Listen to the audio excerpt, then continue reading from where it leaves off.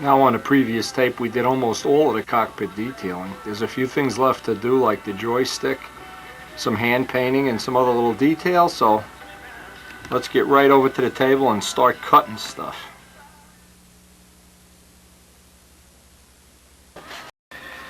I have some telescoping pieces of aluminum tubing here, 3 sizes, and I want to make up what will be the joystick. I'm just going to put a little to simulate the handle and then double up the size, put the next size bigger right on top of this so that I have what looks like the shaft and then the handle right on the top. Now that's not really scale. A scale Spitfire had a shovel type handle, but I don't want to even get into trying to make something like that. This is not really a scale model, so I'm just going to make up a normal type of joystick here.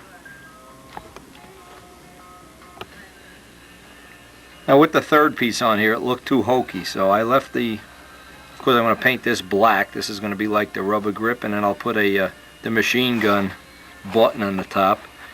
I polished up the tubing with some 1200 sandpaper, and I want to make a little boot. So there's 2 reasons. Of course, to make it look more realistic and when it gets stuck in, but also to give it some support. So I want to carve that boot out of a relatively hard piece of balsa wood, not a soft piece, a hard piece, because that's going to support this.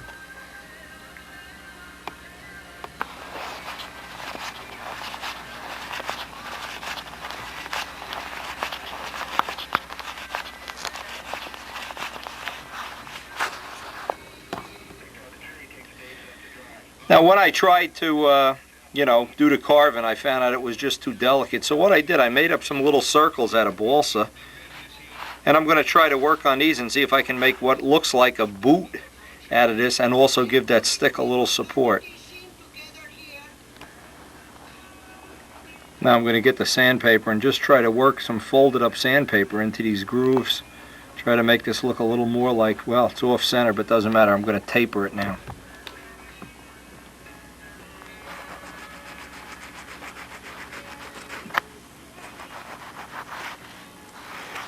A little machinist ruler with some sandpaper folded up seems to cut the best here. And what I did, I shortened this stick and put some serrations in it so it'll get a better grip to the floor and to whatever sheeting it goes through.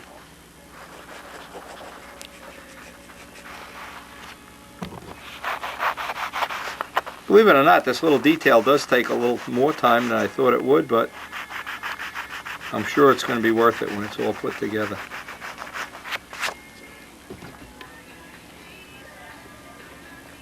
And it's ready to put in.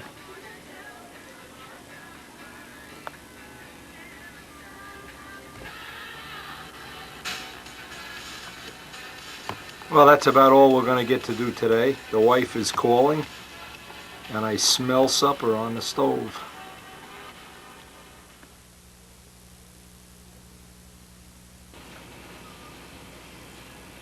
Now in today's mail, I got this nice tape dispenser from Joe at Amusco. Joe, thanks a lot, needless to say.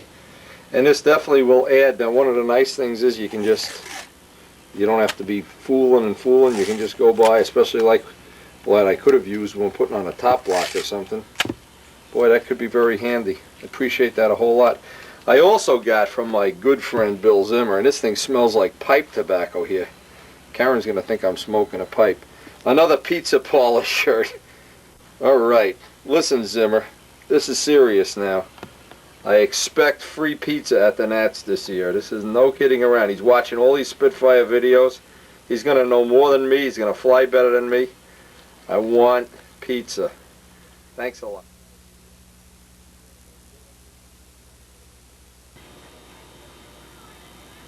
Okay, back to working on a canopy. One of the things I want to do, I want to make some simulated supports that they're like a mirror image of this that come front to back.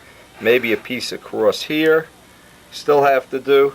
And I have a couple other pictures of cockpits. I want to try to steal some ideas and maybe get a couple more details made up on this today.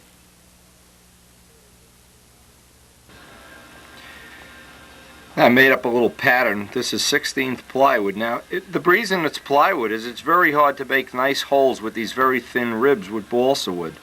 And by using the stone and trying to get the holes a little bit countersunk, it really has a realistic look. But again, the trick here is not to try to drill these holes with a drill. Burn them through with a Dremel tool. Make sure they're even and use plywood, and you'll get nice little detailed parts. Now once I get the pattern, the shape that I want, now I'll trace this out, duplicate it so I have the same piece on both sides. This is going to be a part that I want to be relatively symmetrical.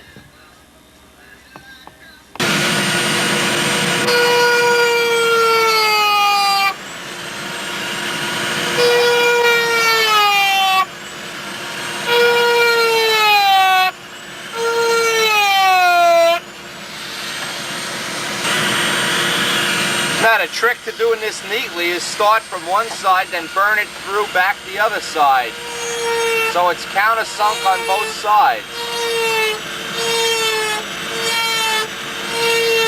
When you want to get those thin, realistic ribs, that really has a real aircraft look.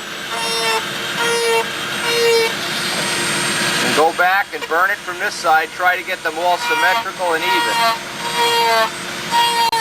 If you try to drill holes, you'll never get those thin ribs.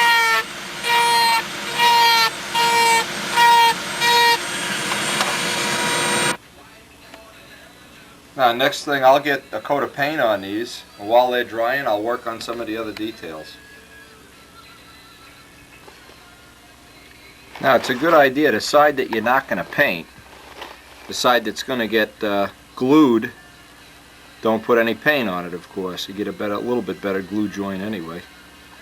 And an X-Acto number 11 blade, an old used blade, seems to make a good hold it. With the talcum pattern here, really one coat is all you need. And stipple it, it'll give a nice flat finish with no brush marks.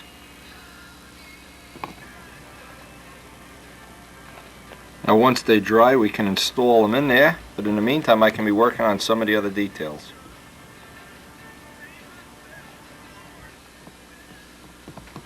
And the next thing I want to make up is like a simulated little radio. And of course this is just a piece of scrap. I've squared off all the edges, and I want to cover this with aluminum. That same aluminum from the scalpel blade covers. Now the trick, as always, with these scalpel blade covers is just, you see how wrinkled this is to get the wrinkles out, just pull them straight. Try to get out any of the little wrinkles that you can. But this leaves a nice, real dull aluminum. Really has a realistic look. You wish you could make more of the cockpit detailing out of this aluminum. In fact, I'm going to see what else I can make. This really is a nice trick, by the way. I'm sure even scale builders like Bill Boss have come up with this idea. And I just got a little bit of thick CA waiting for that to kick off. And I'll wrap it around almost like I'm wrapping a package.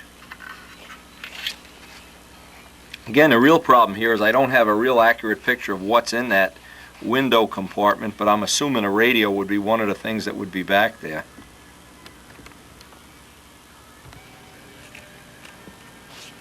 And get the sides glued, and then I'll wrap this up.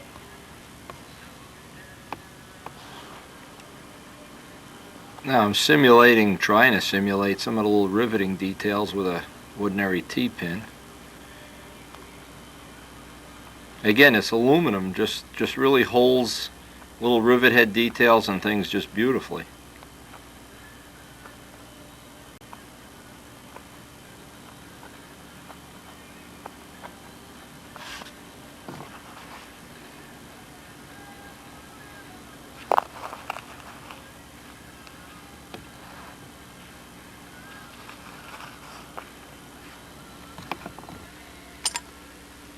Now I'm making up a little antenna wire. The easiest way, and I did this 4 or 5 times before I came up with a satisfactory way.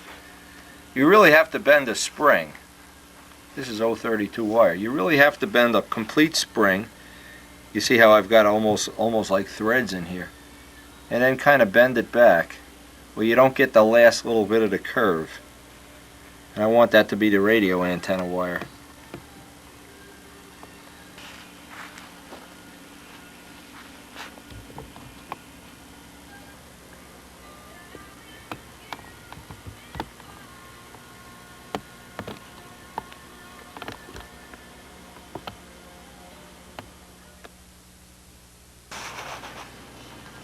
I made this out of scrap balsa and just covered it with the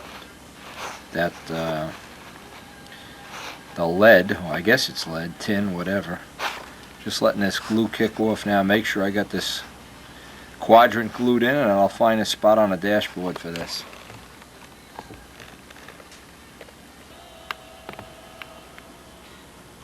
I put a couple of rivet heads on there with the pin. Just dressed it up just a little bit. I got the antenna on there, radio. Now with an ink pen I did, and this is getting down to the end here, I did the final outlining of the rivet heads here on the inside of the canopy. This is all painted on the inside. Did a little bit of detailing in here so that while this is, you can see it, as you see through the glass, you can kind of see inside in this and what would normally be the rivet heads inside the canopy. Now, one of the things that I remember from years ago is I'd make a whole canopy and I'd get all done. I'd paint these bars over or whatever, and I'd look inside and see sanding sealer in there, and I says, oh, yuck. You know, if you're putting all this effort into a model, you really like to see it, you know, up close and have all the details that you possibly can.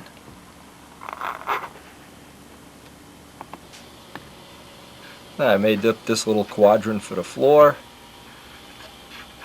Put a couple little, these are little decals on the dashboard. The seat really looks good, the texture. I'm happy I put a little decal up on the radio. And I'm pretty, you know, pretty much ready to close this up now. I'm going to put the cockpit on and see if there's any spots that when this is on that don't look real exactly the way I want. And if the all looks okay, I'll get ready and put the glass on.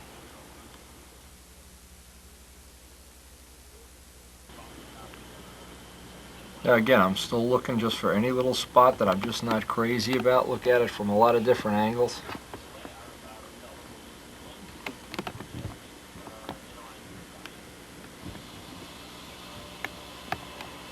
Now what I want to do is lay out in my mind wherever this is going to be a flat joint onto some wood, I'm going to put a series of little tiny pinholes. Up around here I'm not, because up around here the glue is going to go in on an angle.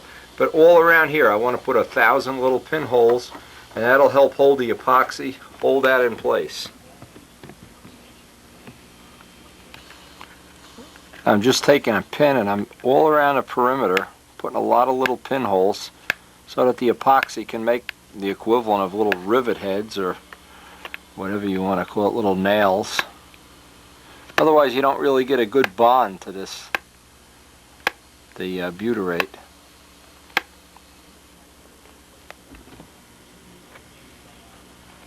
You can see all the little pinholes that I've used. Now just the idea here so that the epoxy gets a little bit better grip. Right, I'm going to mix up some slow drying epoxy to one tube bigger than the other epoxy. Get this taped in place, and that'll probably be it for this session.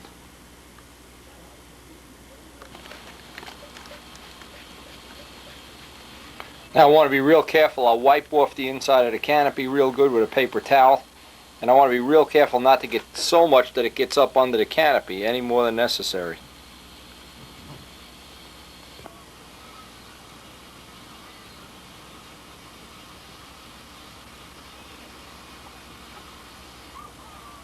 Now I certainly want to make sure I get a good amount of this epoxy in there. I'm only going to put it on the wood. I'm not going to put it on the canopy because I don't want any to get up inside if possible.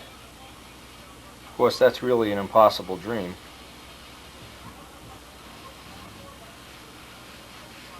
Ski Dombrowski had a good idea at one time, but I've never found out how he did it. He made black epoxy for putting on his canopy. And maybe he put ink or powder or dye or something in there, but it's a good idea. In fact, right now, I wish I knew how he did it. Then I wouldn't have to be so careful. Like up in the front here, I want to get right where that little groove is. I want to get plenty in there.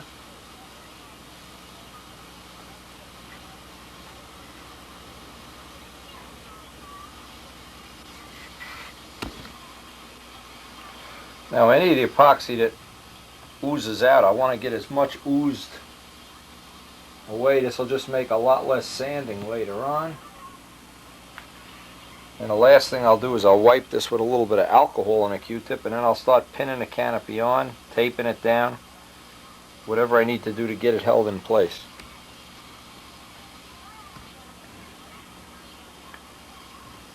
Now I'm just making sure when I put the first 2 pins in that I have real good alignment, looking from the front, from the side, making sure nothing dripped and drooled inside. Everything looks okay. Now I want to start the 4 corners in the back.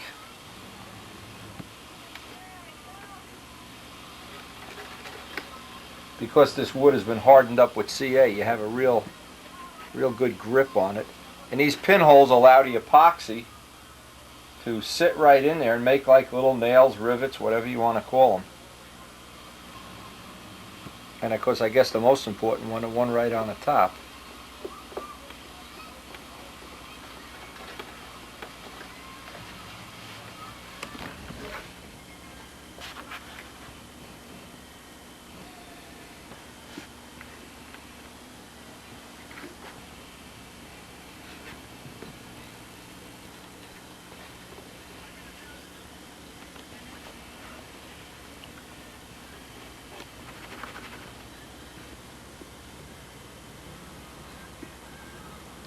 Okay, I checked this from all the angles that I possibly can look in, and everything looks pretty kosher. Now I'm going to put this aside to dry. This is actually going to be it for today. What I'm going to do now is when this dries, well, next time I get a chance to work on this, pull all the pins out, and I want to put thick CA into those holes. And what it'll be like, a lot of little pin rivets holding that canopy on. Then when I sand that all flat, the thick CA will sand flat. But the next step will be, of course, let this dry. Don't let anything touch it, and you know, don't hit it with a snow shovel or whatever. So I'm going to call it quits for this session, and we'll come back to this when that's dry.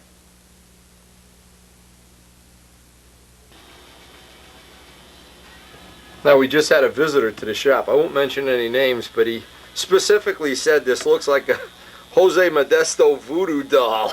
Oh my God, he's right too. Voodoo put a spell on me.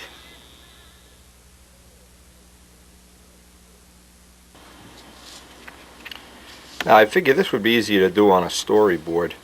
What I did when I installed this canopy, oh boy, can you believe this? Another bad pen. Now here it goes. Any of the areas where, let me just draw this out. Now I'm using that old Jose Modesto analogy here. Anyway, what's going to happen now when I take all these pins out, if I show this on a cross section, here's the canopy, here's the wood. Great drawing, by the way. There'll be a hole right through. Okay, and this is where the pin was at one time. Let's pretend that that's what's really happening. Now what I'm going to do, when I take the pin out, I want to take some thick CA and fill this hole. Now 2 things I don't want to happen. I don't want to have it drool inside the canopy, so I'm just going to try to seal it, put a little bit of kicker around the area. Easiest way, just the slightest bit of kicker on a Q-tip. Now a couple of things I don't like to, and I can pass this on because it's not a good idea, is to spray this area with kicker. The kicker sometimes works its way down inside the canopy. Take a Q-tip, rub this area with kicker, then take a little drop of CA on a Q-tip, rub it in, and as you're rubbing it in, what it'll make, it'll look like this black area, like a little nail hole. So in effect, what you'll have when it's all finished is a lot of little thumbtacks, if you will, or I don't know what the right word would be, rivets. Then we're going to sand this, of course, all off so that the final result is going to be, let's hope the final result is going to be, that this is all nice and smooth, and we'll even try to get the silkspan to come right up to the edge. So this will be a real nice joint here, I hope, and these will be under the surface then. Now, I've installed an awful lot of canopies this way and had real good success. I'm even looking for an easier way, but as far as I know right now, this is the only really bulletproof way of getting one to stay on. And I have seen other people that where the canopy, let's just say, if this is the canopy, where it joins here and it's not really attached real well, in time it'll crack here, or you'll get a stress crack right here. Right in the corner is where it'll always tend to crack. On a typical Nobler, that's where it'll always crack, is right in the corner. Okay, the other thing, if we look from the top view, probably if you look at a cross-sectional view, this is what we have. This is the wood. And this would be, the canopy is now sticking up just a little bit above it. This is the plastic. And we have these, what's going to look like rivet heads going right through the whole thing. But what it's going to be really, I don't know the right word here either, precision, is I want to get some masking tape over the glass that's not going to get painted. Now, some of that glass area is going to get painted, some isn't. This is going to be tape. Now what I'm going to try to do is, with the tape in place, is block sand this right down so that the final result is that I have a perfectly smooth transition right up to the tape. Let's say the tape is here. Now I hope you can follow this, because this is kind of an important thing to understand. Now, what you don't want to have in the final analysis here, and again, this is really getting to the fanatical point, but if you're really going to do something right, you may as well do it right. What you don't want to have when you peel off the last layer of tape is a bump. You know, you don't want to have the paint over here all built up. Let's just make the paint here so that you have an edge. Because what will happen is eventually when you buff it out, this will buff right through and you'll have a kind of a nasty looking thing there. So what I'm going to try to do is each time I put some paint on, let's say I put a layer of paint on here, and you can follow this through. It's really, once you get the theory, the rest is easy. What I'm going to try to do is I'm going to move the tape back. Then I'm going to move the tape back, move the tape back, so that when I put the clear over this, I don't have a big ridge here. I don't want to have a big ridge. That's what I'm trying to avoid, is that ridge. Then I'm going to, when it's of course finished, I want to fill this whole thing with clear so that I can buff it out. The ultimate thing would be that I can rub my hand right over and never feel the transition between the canopy to paint, the same way you can't feel the transition between the lettering or any of that stuff. If you figure out, or if you have a clear idea in your mind of how this can be done or should be done, the rest is really easy. You'll never have a problem with a canopy. These will just go by bulletproof and you won't have any problem at all.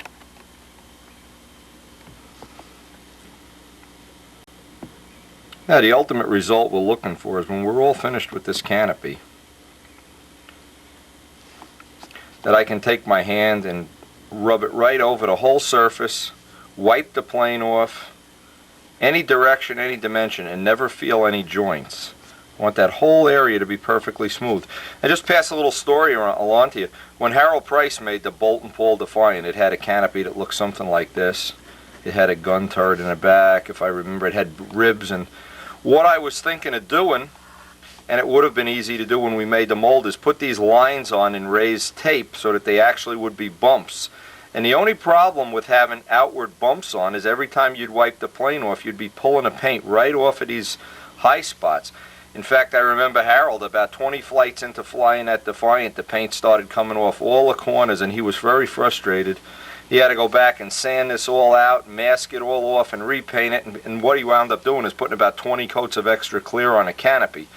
I didn't want to do that. I really want to, I mean, we have an extra ounce of weight in the canopy. We have extra weight here and everywhere.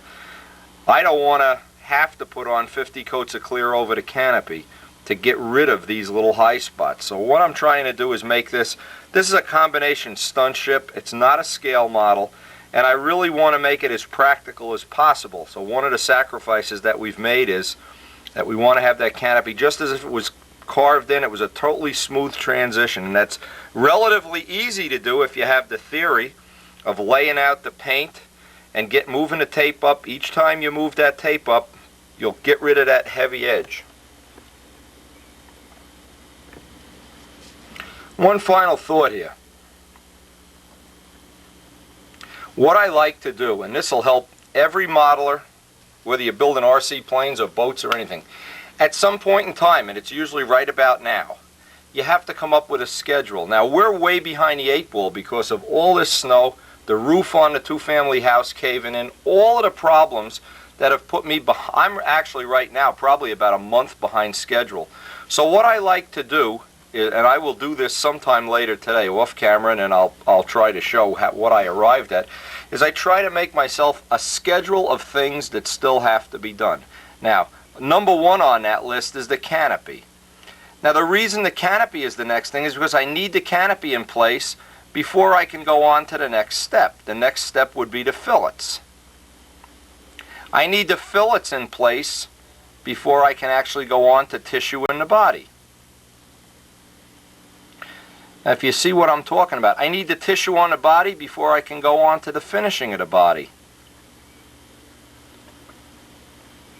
Now, I'm only making this up. Now, just an example, the trim.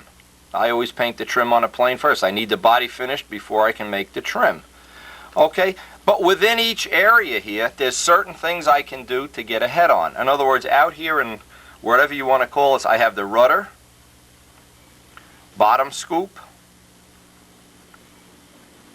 I can put these in, bring these up to silver. So what will happen is I'll get a certain amount of work done on a canopy, and let's say I only have a half hour left in the session. I know I don't want to start the fillets. I don't want to be in the middle of doing something and end the session. So what I can do, I can transition over here, work on the rudder, work on the bottom scoop, get that into silver. I can prime the cowl. Now the cowl, because it's fiberglass, all that's going to need is auto primer, a couple coats of auto primer and paint, and then silver. The idea being, if you make yourself up a schedule, you can always follow the logical sequence that you want to do things in. You would not want to come to the shop, have an hour to work, look at the schedule and start doing something down here. You want to follow the logical sequence of events. And I guess I've said this over and over on the video. One of the things I think most people can pick up off the video is the schedule, the sequencing of how things go. In other words, we have right here an elevator in silver. If I was right now to have the elevator in raw wood, well, when I get down to this part of painting, I have to start this whole silver, and I have to silver the wing and the tail and the... Oh my God, this is very frustrating. I don't think this would be a good thing at all. So to get as much of the plane in silver ahead of time, so that when you wind up at the end, you need to finish the canopy, the fillets, the body, the trim, and then I can start painting on. I guess I'll start with invasion stripes, roundels, whatever kind of trim is going to be on the body. And again, I wish I could tell you I settled on a paint job, but I haven't. I'm glad Joe has. Joe has, at least he's ahead of me on that. But anyway, if you make yourself up a little schedule, boy, are you going to be ahead of the guy that just comes down to the shop and says, oh, well, today what'll I do? I think I'll sand the body. But he doesn't have the canopy on. Well, put the fillets in, but he doesn't. You're lost. Sit down.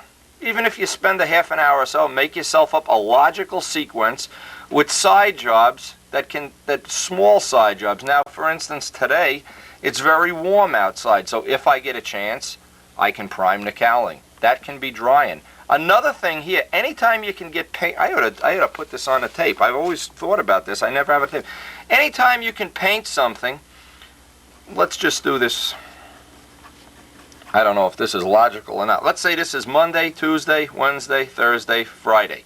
If you can paint something on Monday and let it dry till Friday before you sand it, you're way ahead of the game than if you wait till Thursday, paint it, and sand it. All of this drying time makes the sanding so much easier. So it's always, and this is why I try to paint the silver early on in the program. Get as much of the plane so that in the end, the only soft spots on the plane are going to be around the fuselage. Everything else has been drying for a month or two. The earlier on you can paint, the longer paint can dry, the easier it'll be to sand. You'll save yourself a mountain of work by planning this out ahead of time.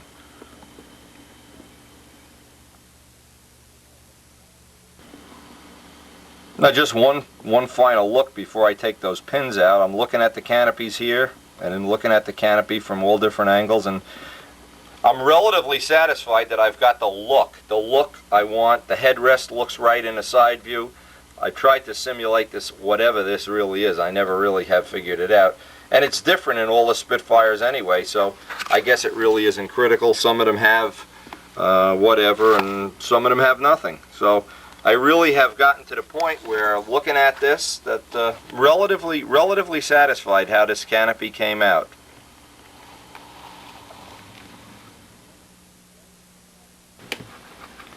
Now with the T-pins, what's a good idea is rather than just yank them out, twist them first. Give them a little twist, they'll come out a lot easier, and a lot of times they'll take less of a chunk of wood out. The Dressmaker pins, I put a 90-degree bend in them.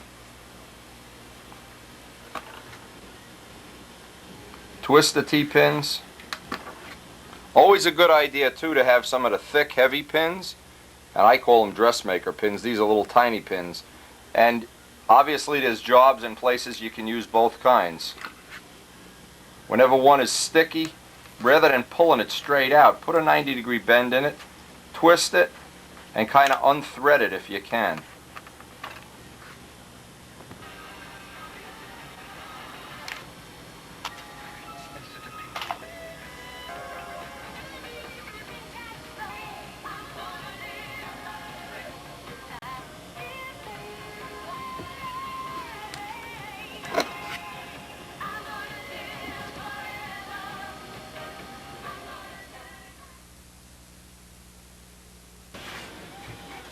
The first thing I want to do is I want to look inside and make sure I don't have any kind of dripping or drooling or anything that I'm really not going to be satisfied with. Depending on how severe it is, I don't know if I could even change it at this point in time anyway. Boy, I would love to in the future make a canopy that went Whiteley had a canopy like that in, let's see, it was only 1980. Boy, did I like that. That was cool. Alright, I'm going to fill in all these little holes, as I said before. I'm going to fill in all these little holes with thick CA. There's some little high points of wood here. And then get this masked off. Now I'm just going by each pinhole and just injecting in maybe 1 drop of CA. Take a clean Q-tips, kind of force it down in there. Help to start creating a little tiny fillet we want there. And the last thing, I want to take some kicker. This is kicker on a Q-tip, because I don't want the kicker going all over the canopy. And just wipe that one area, and of course I'll go right around the whole canopy the same way.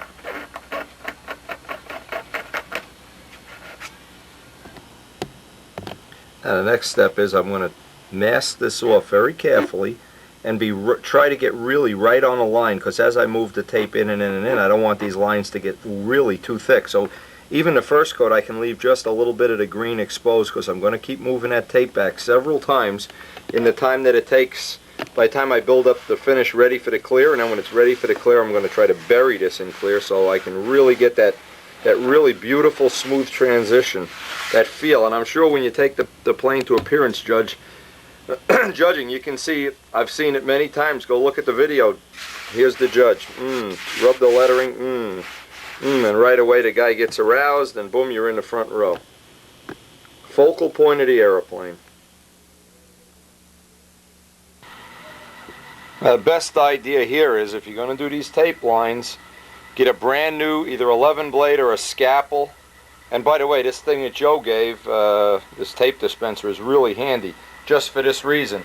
But what I don't want to do when I do cut the tape, I don't want to cut it and cut right down into the canopy. I want to get a nice clean transitional cut. Again, I can just leave, I can cover up just a tiny bit of that green.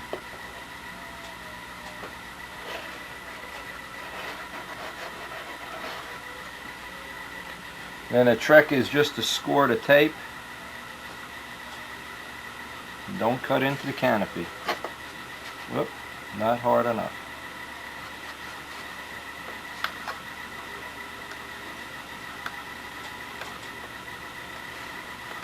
I want to be real careful here, because I'm going to be sanding around this tape. And I don't want this tape to give me that ratty looking edge. I want that real nice edge.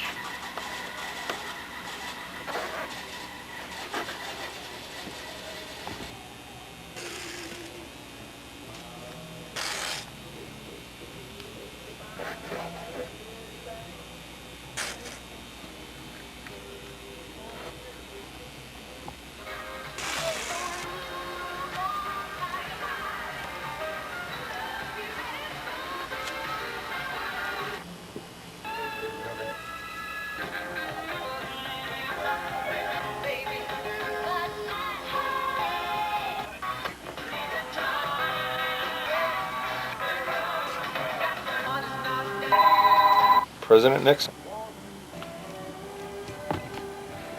Now the purpose of the yellow tape was just to establish parallel lines. And the last thing I want to do, and I put the blue tape around the edge because it bends real nice. Last thing I'll do is pull off the yellow tape, make sure everything is in place, and I'll be ready to start sanding this canopy out. Oh man, this phone, I'm telling you, President Nixon is definitely not dead. It's unbelievable.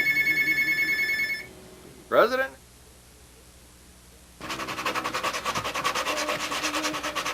Now the idea here is to build up a little radius, the same as the fillet. But I don't want to have a big giant radius that the paint's going to bubble from. So same as the fillet, I want to keep a nice neat line, but I certainly don't want to build up a big giant, something like an epoxylite radius fillet here. Again, the tape protects the canopy and I can sand up onto the canopy just enough that I can get some scratches in there and I'll get some adhesion, get some mechanical adhesion. Dig one little area at a time.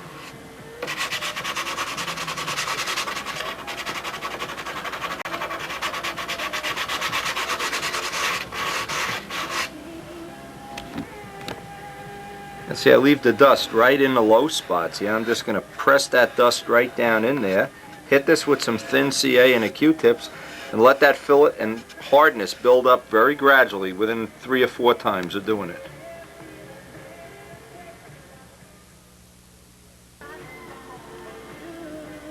Again, if you do this in a lot of small steps, you won't have a problem.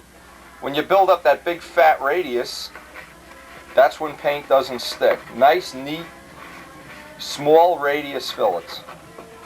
Let it kick normally with the Q-tips, and I'll go over this 4 or 5 times till I build up that nice little radius in there. And give this another coat. I'd say the way this looks, 3 or 4 coats ought to just build me up the base of the radius here. I want pretty much the same radius all around here as I have in here, and that's the minimum. Now notice I'm trying to do one edge at a time. I'll do this edge, and then this will be the last thing because I need to get a reverse curve in there. I'll need to make up a little sanding block or use one of those tubes. But I'm going right up to the tape, scratching the plexiglass, but not out onto the tape. As close to the tape as I can without going out onto it.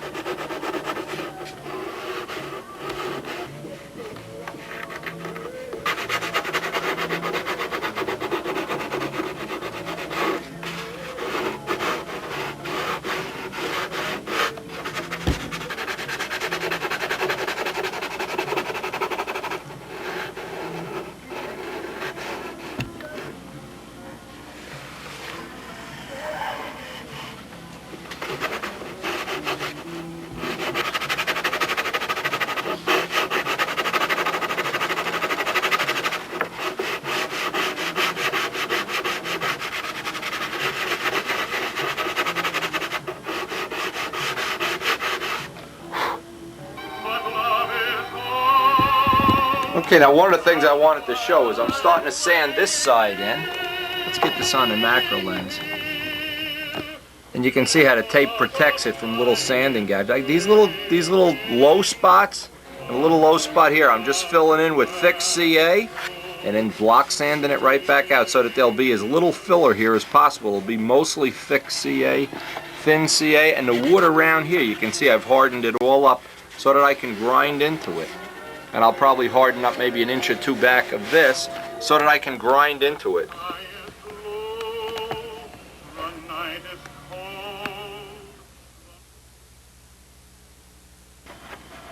Now after about, maybe 4 or 5 sandings and recoatings, this is a perfect blend. You can't feel where the canopy ends, the wood begins, the CA is all down in here right up to the fillet, so this is nice and hard. Good, you can get a good sand on it. I got sanding up on right up into the canopy, and I'm going to work on the other side next, and it looks like what the most work is going to be here. Again, this is a relatively easy joint. This here is about a medium, but I want to get this area right in here, and I want to get a real nice smooth transition in there. I may need some filler on this, I don't know yet.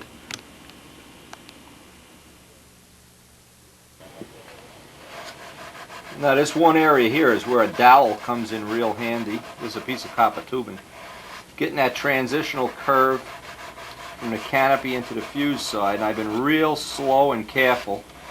Sanding it, putting a coat of thick CA on, letting it cook, and then get another coat on so that I build up a nice fillet. In fact, in this case, what I'm going to do,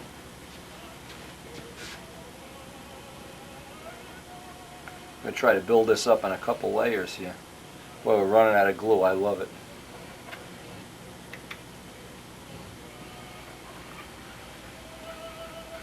And the best tool I've found for doing this is my pinky, or my second finger, in which case the first finger is all full of glue already.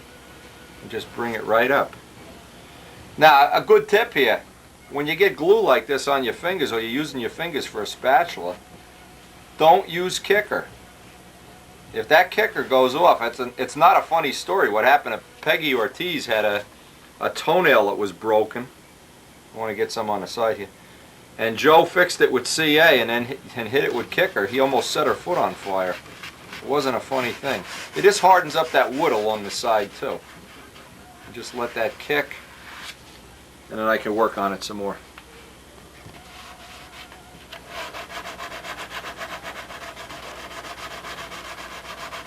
The other side actually took about 5 or 6 coats of CA to get the fillet just the way I wanted it, so I'm not going to be impatient here. I'm just going to take my time, get the blend as close as I can. As I'm sanding, I'm twisting the dowel, so I'm picking up a new piece of sandpaper as I go along.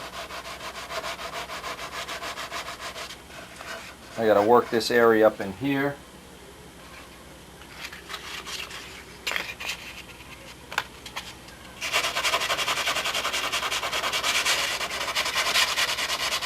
Now the nose on this isn't sanded out yet, and it's been sitting, I guess, a week or so. So what's going to be a big help is when I go to sand out the nose, that epoxy is good and rock hard. Should sand out like butter. In fact, I'm cutting the edge of it right now, just dusting right off.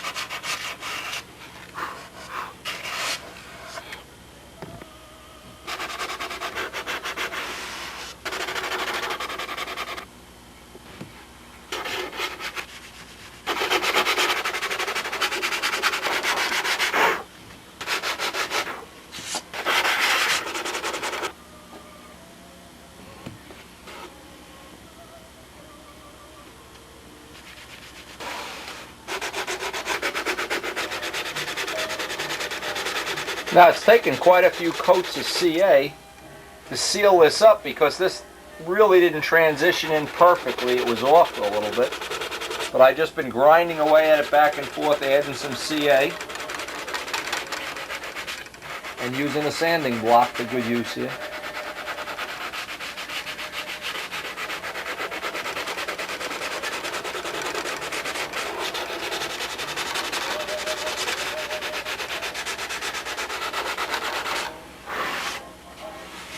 I think there's 1 or 2 more coats and we'll have it.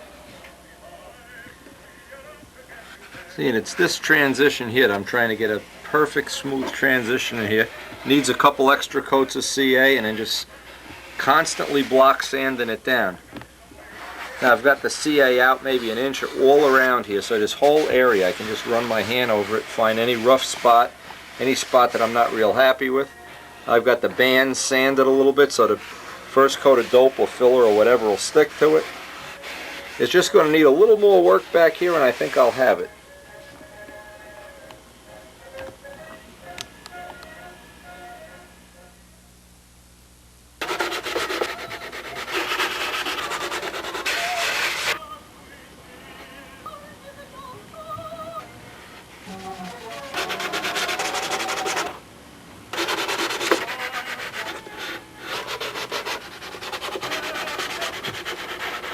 Now just a couple of final thoughts here as I wrap this up.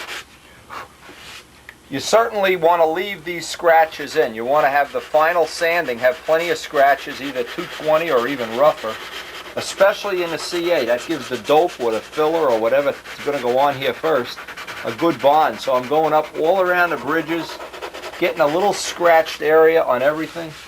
Use your hand to find any hard spots. Rough spot is one right here. Now next thing I'm going to work on, maybe I'll have a little time today, I don't know. I want to try to sand a little bit of the nose out, and then I can transition the nose right into here. Remember that thing of how you want to start in the front, work your way around, and come back. You don't want to just do hodgepodge things like a checkerboard here anyway. Anyway, I'd say, and I put quite a bit of time in this. Actually, this took longer than I thought it would. The better part of one of my sessions. But I really would like to get this, the canopy is going to be the focal point, one of the focal points of the plane. And I sure don't want to have it that everything inside, all that detail, and you come out here and there's a big rough glue seam or something. Now, I've got this pretty well transitioned. I'm trying not to use filler. What I'll do, I'll bring the tissue right up to the tape. When I tissued it, right up to the very end of the tape with the tissue.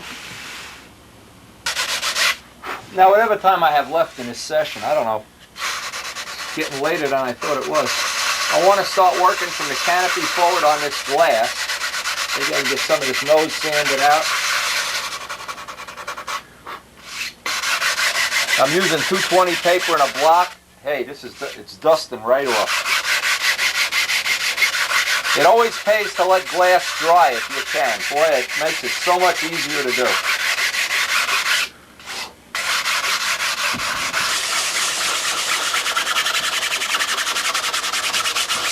And of course the trick is to sand it smooth but not go down through the glass and have the fibers all come jumping up at you.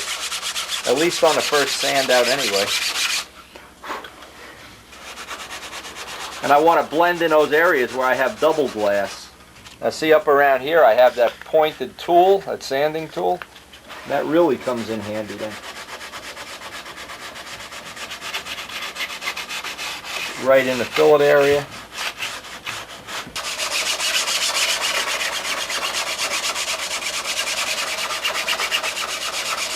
I want to be careful not to go through up at the nose ring where I have this double glass. I want to keep that up there.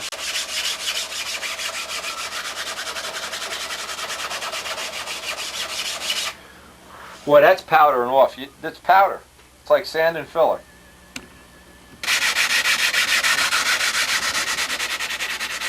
I can blend this right in from this sand out right up to the area that I've sanded out around the canopy.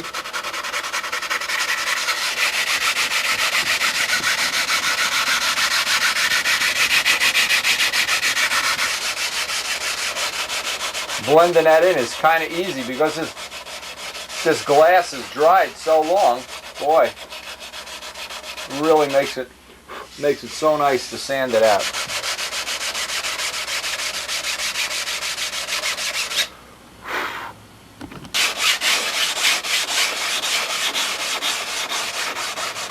I can't tell you how nice this glass is sanded. I'll be done in a half an hour here. This is unbelievable. But that really is one of the big secrets. Always let that epoxy dry. A couple extra days, even one extra day, really makes, I mean, this is just powder. Like sand and filler.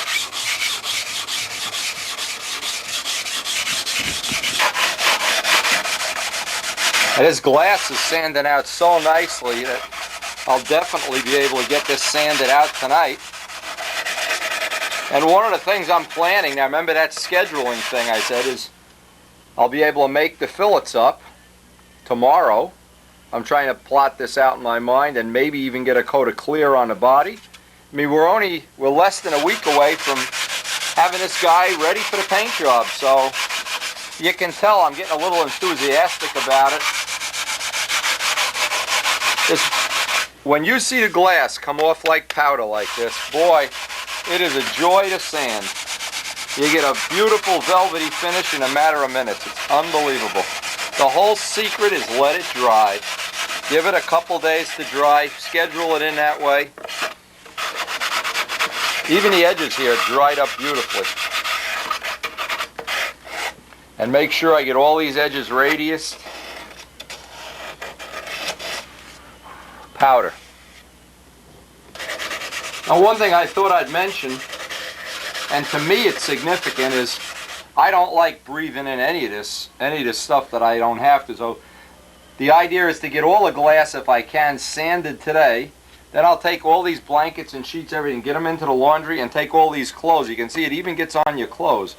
Get all this stuff into the laundry tonight. So when I start tomorrow, the glass being all sanded, I don't have any of this fiberglass dust laying around the shop. I hate breathing this stuff in. I don't mind the dope and I don't mind the sawdust, but the glass dust is just, yuck, forget it. And it gets everywhere.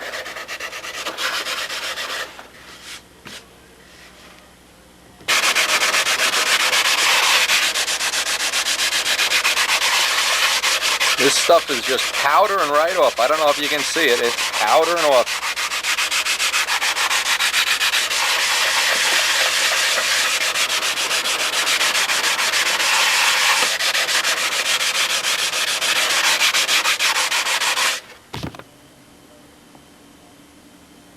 Now I got some really neat photos here from Australia in today's mail from Noel Corney. Now he was at the event for a while. I was corresponding with him about 10 years ago. Now that he's back in the event, this is the first ship he's built since he's back in the event, and he says it really flies well.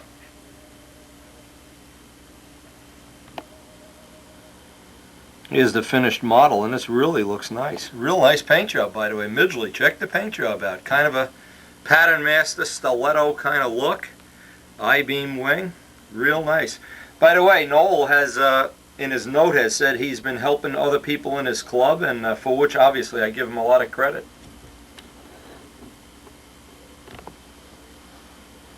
Now in this letter that he sent, he said it took him over 3 years to make these 4 models, and being he was out of the event for a while, he missed stunt and got back into it, and he had to just go on a building spree. Built 4 models in 3 years. Cool, and they all look nicely finished. Midgley, eat your heart out. And here's one of his, this is the kind of pictures I like to see. One of his pupils awarding him a trophy at one of their local contests. Noel, thanks a lot, and I'll pass these on. Definitely pass them on to Stunt News. And we'll get back to sanding that fuse out. Now this sanding on the nose really went, you can see how it just powdered off. It really went a lot faster than I thought it would.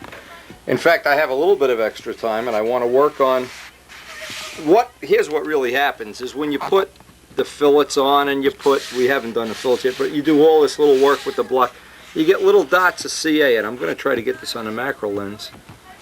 Here's one here, here's one here. You can feel them. No matter how careful I am, I always get these little splatterings. So what I do is when I'm going to get the fillet area ready now, I'm going to get the sanding block and some 320 and just get this area maybe an inch away from the fillet ready. And there's some little dots. Here's one right here. Some little dots on there I have to clean off. And then I'll be ready tomorrow. Actually, the goal is tomorrow to be doing fillets if possible. So I'm going to work on that right now.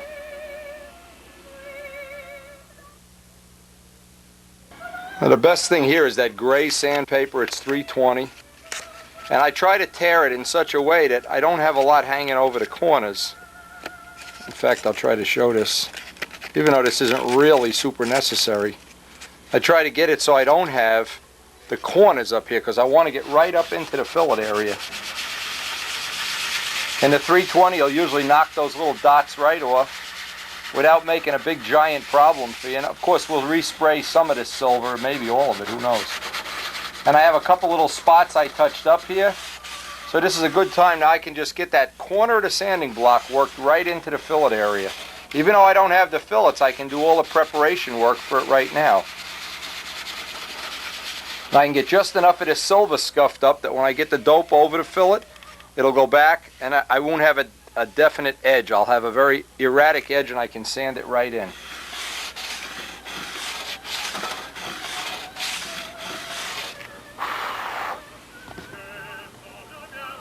Now I just want to show this on the tape. This is something that's pretty significant. You'll see the corners start to get rounded off on a tool. Remember that old trick of just sawing or grinding this off? Now the idea of leaving the sandpaper on this sanding block is it holds the sandpaper as you move. So this is really a good fillet tool. I really am having a lot of success with this one.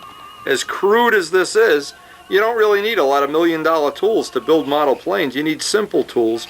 But keeping a nice edge on it is important. So I'm going to go over to the wheel, sharpen a nice corner on this, and then just cut it back maybe a 1/16 of an inch at a time. And I'll get many more carvings out of this one tool. Now again, after I dress this off, the last thing I want to do is just put a slight radius around this whole thing. Otherwise, what's going to happen is I'm going to be gouging with these corners. And I don't want the sandpaper sticking up over here. I'd like the sandpaper to, in fact, another good trick is cut the sandpaper the same width as this so you don't have any hanging over. You don't want to have that big piece up here scratching as you go around the fillet. This is a real nice fillet tool. So now if you just clip the sandpaper on both edges like this, what this allows you to do is you don't have any, when you're sanding in I'm trying to make a 90-degree angle, you don't have that flap of sandpaper chewing up the other side. And the sandpaper that's already on this block holds this right in position real nice. So that's about the right angle right there too for doing these fillets. Now you can see right up around here, this is not the only spot, needless to say.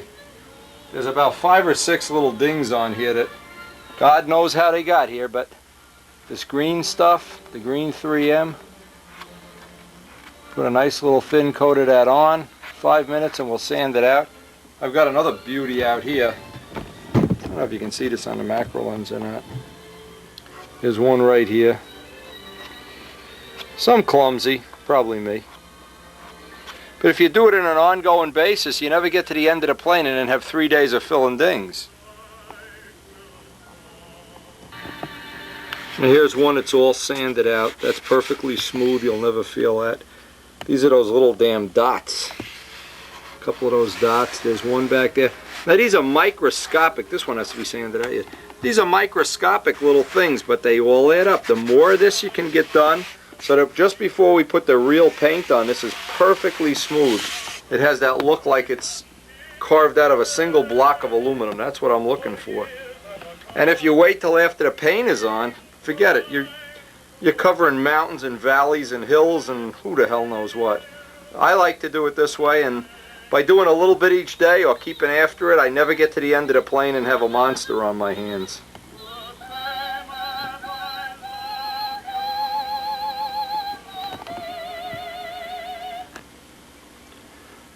Now, we're at the point in this plane where the next logical step, remember that's scheduling, fillets. Now, what I really wish, and obviously this is not going to happen, I wish I had this magic answer and I could tell you, every plane I've ever built, the fillets come out perfect. You know what? Can't do it. It'd be a lie. You know what? It'd be a lie just about for anybody that I've ever known. It seems like the more planes you've built, the more times you've run into different problems. What I can say is, over the years, this is what my experience has been, and I'll just make this brief and sweet. The olden days, this will be the wing and the fuselage. The olden days, we used to take epoxylite or body putty, one or the other, Bondo, and make this big, giant, round fillet. Boy, my original sweeper must have had 4 pounds of epoxylite on it. And I thought, oh boy, strong, strong, strong. This is nonsense.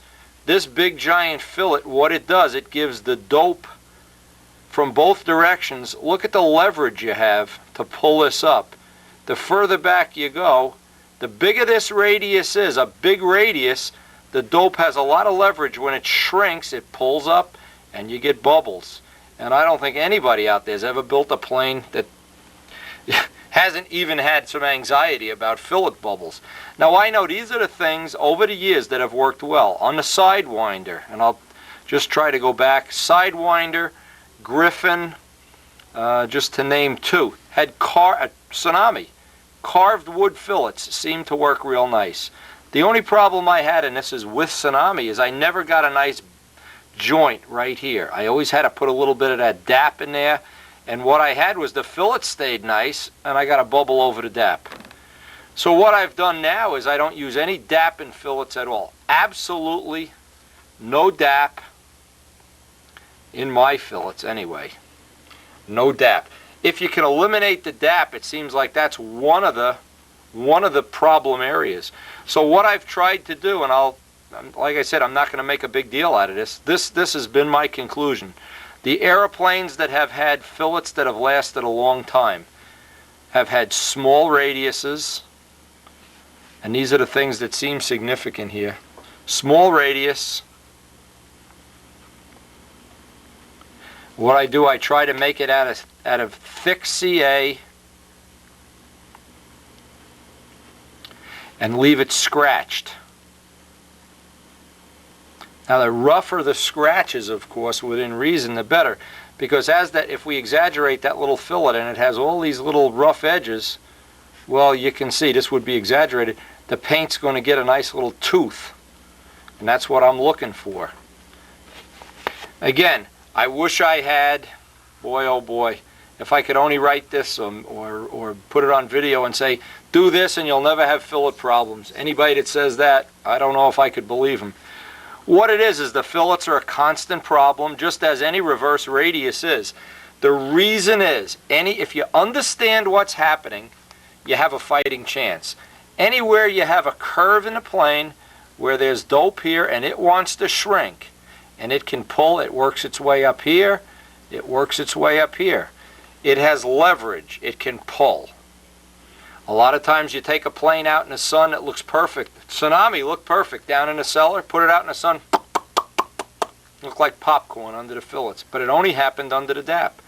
Now, you may do all this, you may even use DAP and not have problems, but I know this way you minimize the chance that you're going to have a problem. If you have a little tiny radius, there's a very small chance that that'll pick up. Very little chance, and I'm going to try to maintain a nice small radius. You know what I do with that tool, with the sanding tool, so I can get in the corners and keep just a little lip of sandpaper on there? I want to keep that as small as possible. It also adds something that I like about the plane, is it looks workmanlike. You know, anybody that's ever done, if you've ever renovated an old house, you know what bullshit they did years ago.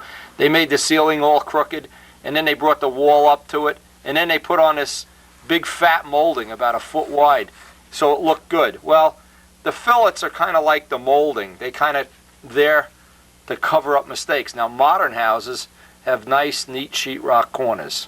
And what I'm trying to do, and I guess part of this is emulate, simulate, whatever, get rid of the molding and have those nice, neat little fillets. And whenever I've done sheetrock work, getting those fillets in corners perfect is a real chore, but it's always worth it. And I think it really adds a little bit of a business look to the plane when you can look at a corner and you see it's a perfectly matched corner. It's not a bullshit thing and there's a big wide piece of molding down it. So those are just my thoughts. Tomorrow we're going to do fillets. Let's hope anyway.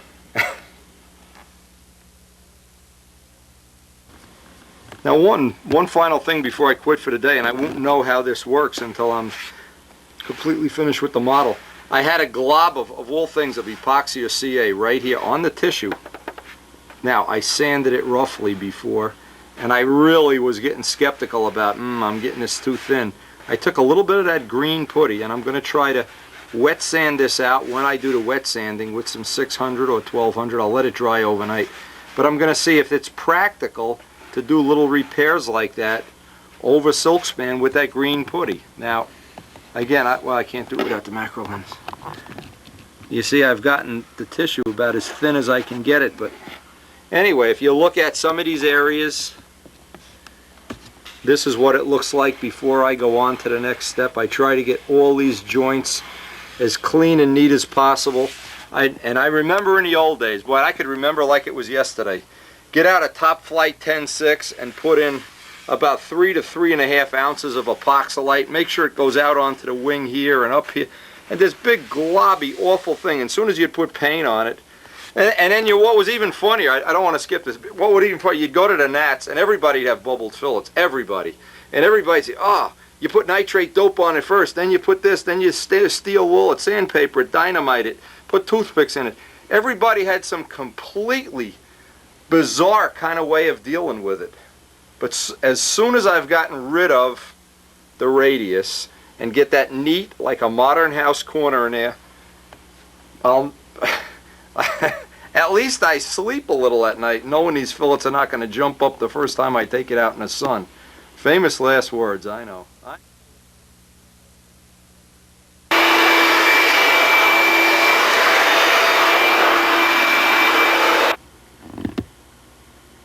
Now, at the end of any day that I sand fiberglass or work with a lot of sandpaper, I always try to vacuum up and clean up. Get ready for the next day. Get rid of all these clothes, and I vacuumed up all the blankets and everything. Now this is the kind of night it's been. I open up the UPS, and my new friend, and I say new friend because the guy has about 100 videotapes already, but obviously the relationship has just begun. He sent in this book. This looks like it's either similar to or the same as the book Joe Adamusco has, but boy, it's got exactly what I want to see as far as now paint jobs. I'm still I don't even want to say this anymore. I'm still undecided, but look how nice. Shows the camo lines, all the things, and this is a very big book. All kinds of detail. Engine details, Merlin engine, all the props, and of course the Spitfire. Anyway, this was sent in by Ed Gallagher. He calls himself Ed the House Painter, but he's now Ed the Spitfire friend. Look at all this stuff. I'll tell you, this is unbelievable. This is really... Look, the cockpit too. Anyway, more for me to look at. I'm sure in the next couple of days this will add to my... By the way, I'm looking at... Basically, I'm at the point here where I have to really make...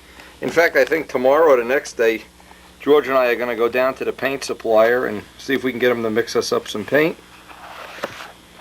This book arrived just in time, Ed. Ed Gallagher of Florida. Just in time, and I will definitely be using it. Bet your life on it. Go watch some tapes, Ed.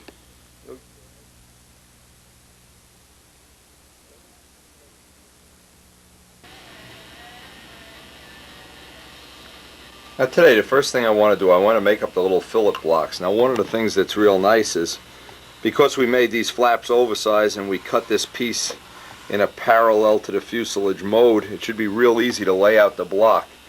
What I always do, and this is the biggest mistake you can always make, since the flap's a 1/4 inch, you would normally think you take a piece of 1/4 inch and get in there, but what happens if you do, you work up here and then there's a bump going up to the airfoil. So what I'm going to do, this is really a 3/8 piece, probably a 1/2 inch piece, I don't know. It's a very oversized piece.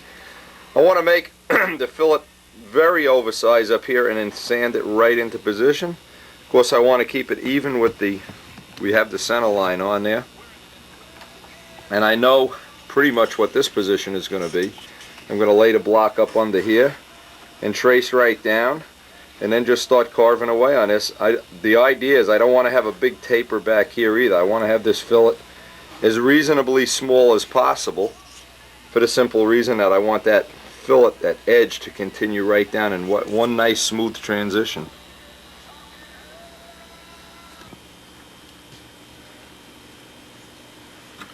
Now I want to get the block right up on the fuse. Always leave a little bit extra, because you're going to have to notch out for the horn. I get a knife cut right up on here. Leave a little bit oversized.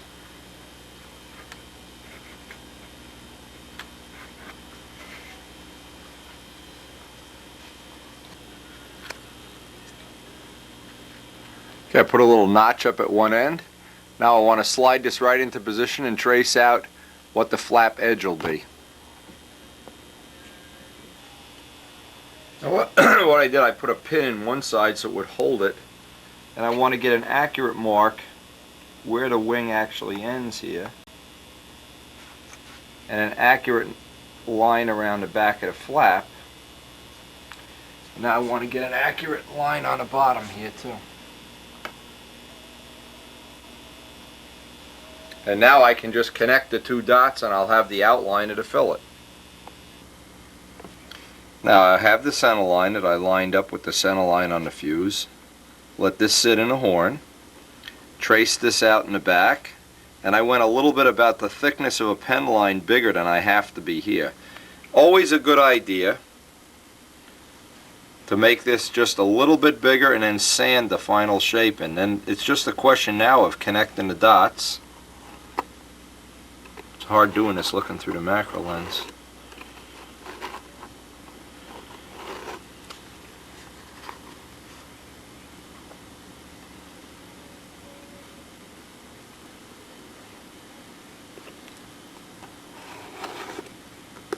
but it gives you a good reference line where to start your carving from.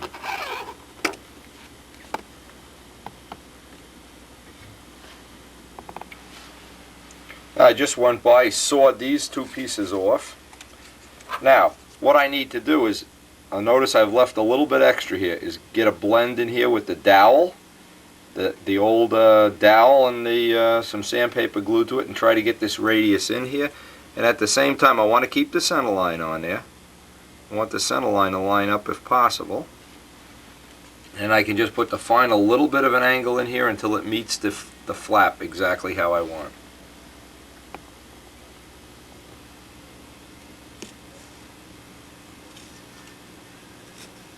Always a good idea here, just leave everything just a little bit oversized and do the final little bit with a sanding block. Now this curve in here, and just rough it out with a little bit of a number 11 blade here.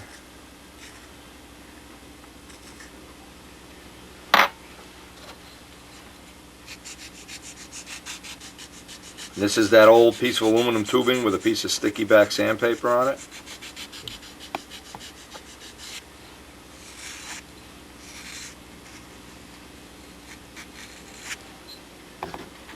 And I just want to get little by little, get the taper in here that I need. Go take a little fit on the plane. Just put a slightest little bit of a taper. You can even get this little back piece done off the fuselage. It's so much easier off the fuselage.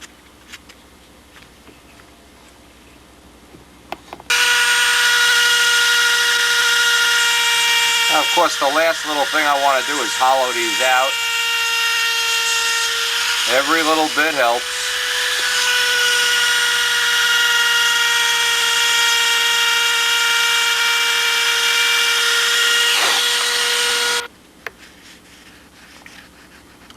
And get the last little bit of extra wood out of here. This is really a part that doesn't add any strength. It's going along for the ride, so probably can get it down to where it's like a 1/16 wall thickness.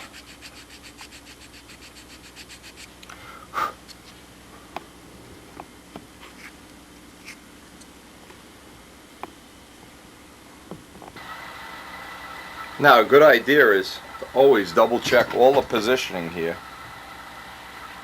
I've got a folded up piece of sandpaper holding this on the center line, the flap in neutral. Push this as tight up against the wing. Check top and bottom that it's equal or a little bit on the plus side, because we're going to want to sand that final curve in there. Once it's there, tack it in position.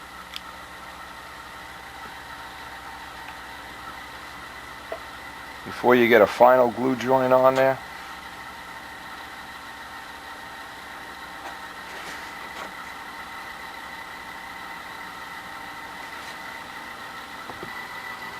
Once you know you have this seam real even, you wouldn't want that seam, or you don't want any clearance fits, I'll run a bead of glue right up around off in there, and then I can get a final little sanding right in here, and I'll be ready to work that side of the fillet. Then I'll come back, I'll do the other side off camera, I'll get these even, and then I'll start working on that little fillet area.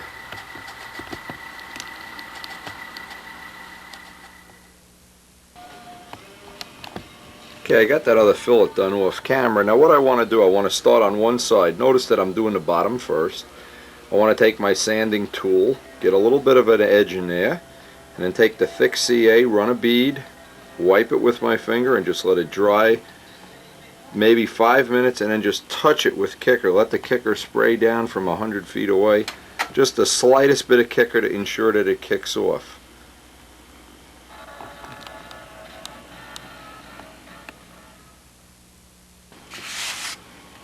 Now, just a couple of thoughts. This is where it really pays to be able to take the flaps off the plane and get in here, get in all these edges. Where the fillet and the wing transition, that's usually the most difficult spot.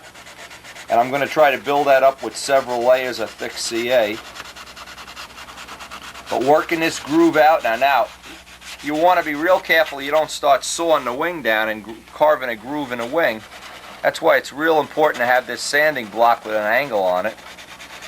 I just want to sand in there real carefully, get it as smooth as possible, get the end where it blends out into the fuselage.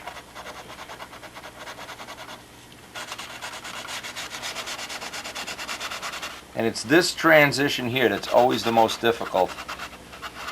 Because what happens is you're going from a taper down to a straight line, and you're trying to get it in a very small amount of dimension. Getting that to be a perfect transition is really a difficult thing.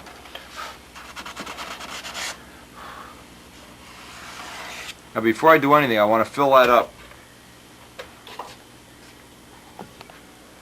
See right there, it's real. You're coming down on an angle and all of a sudden it's going off in this direction. So what I'm going to do is just put several layers of thick CA in there, let them kick, and then sand each one before I lay the first layer of filleting in.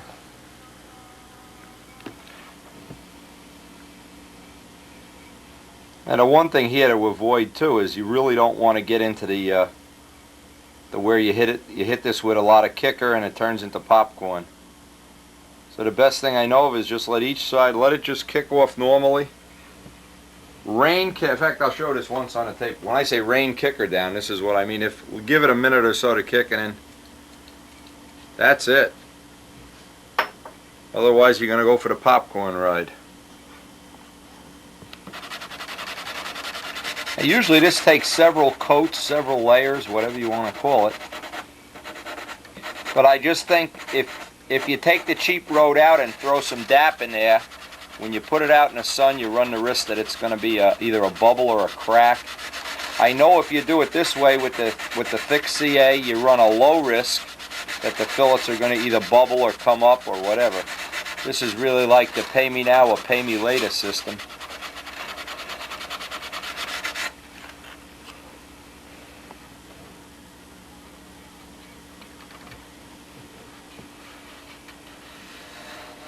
That's a good idea when you do this. When you get to this part of the job, what I do, I keep a little rag soaked with acetone. As soon as you get this on your finger, get it right off. Trying to get this transition just, come on, running out of glue here too. The best glue, if you can find it, I don't even know if they make it anymore, is that Satellite City thick CA. Always seems to work the best. But the Sig is working, so I'm going to quit while I'm ahead. And that's all the kicker. I'll just let it kick off.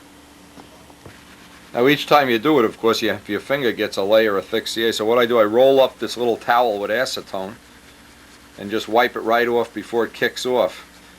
I guess I've said it before, but if you were to have this on your finger and somehow get some kicker on it, boy, you won't need coffee to wake up that morning.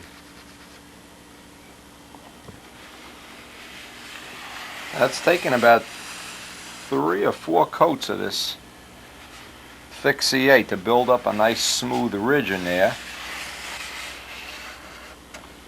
And probably a couple extra ones in here to get the transition smooth.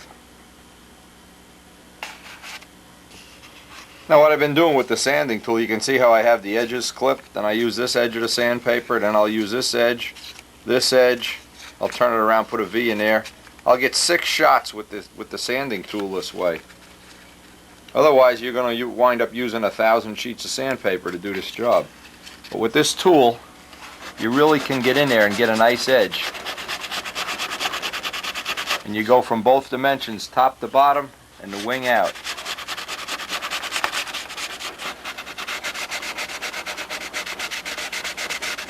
And just leave it a scratch surface until you get some dope on it. The scratches will hold the dope. That's what, most of all, you want to have is good adhesion.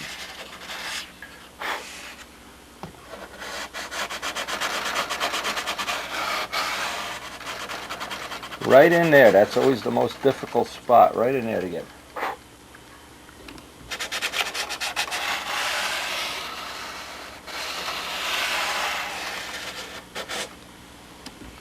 Now another area that's difficult to get is that transition around the end. What I like, the best choice I know of is the same tube that we use to cut that radius. And you can't keep it and do this, or you'll carve a notch in it. You've got to kind of, each time you run a pass, be moving it. And then try to get it right from the top, so you have the two radiuses kind of equal. And once you get this exactly the way you want it, hit it with thin CA or thick CA and harden it up. This way it won't take a beating every time you touch it with the sandpaper.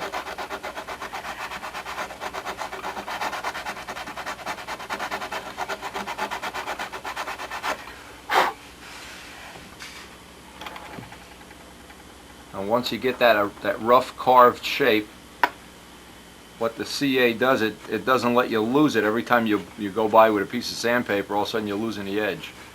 And of course, go out onto the fuselage side maybe 3/4 of a half an inch, so that as you're transitioning here, you don't wind up soft, hard, soft, hard.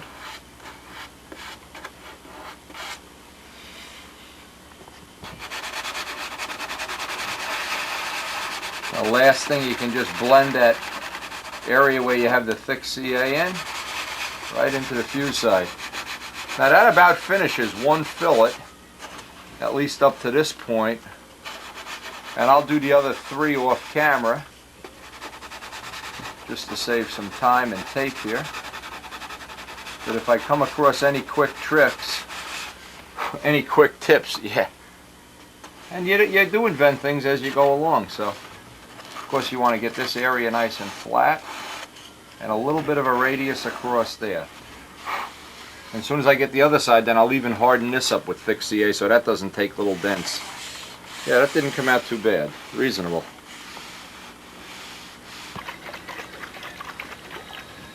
Now, I have to have a way of propping this up. I'm going to try to get the first coat of clear on here. Needless to say, you want to make the first coat as thin as possible. This looks like it's just about right.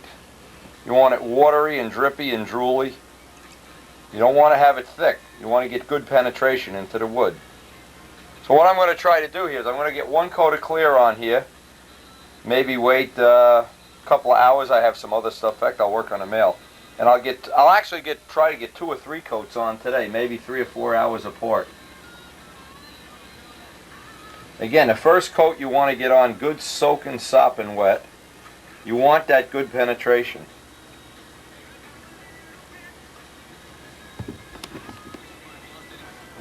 Might even get back good, a hatch.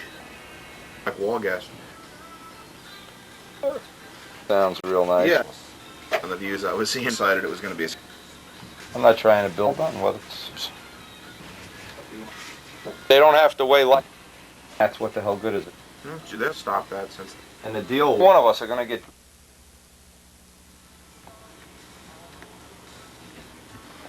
Alright, to everybody judging the gnats, this cast is now worth the 38 points. Look at his foot, Bigfoot over here. Smile, Jim. Say hello, Bigfoot. That's about as good as it gets, but... Let me tell you, while the dope is drying, we're all going to George's, and we're going to go have lunch and buy the paint for this thing. If they sell it to us, we'll see.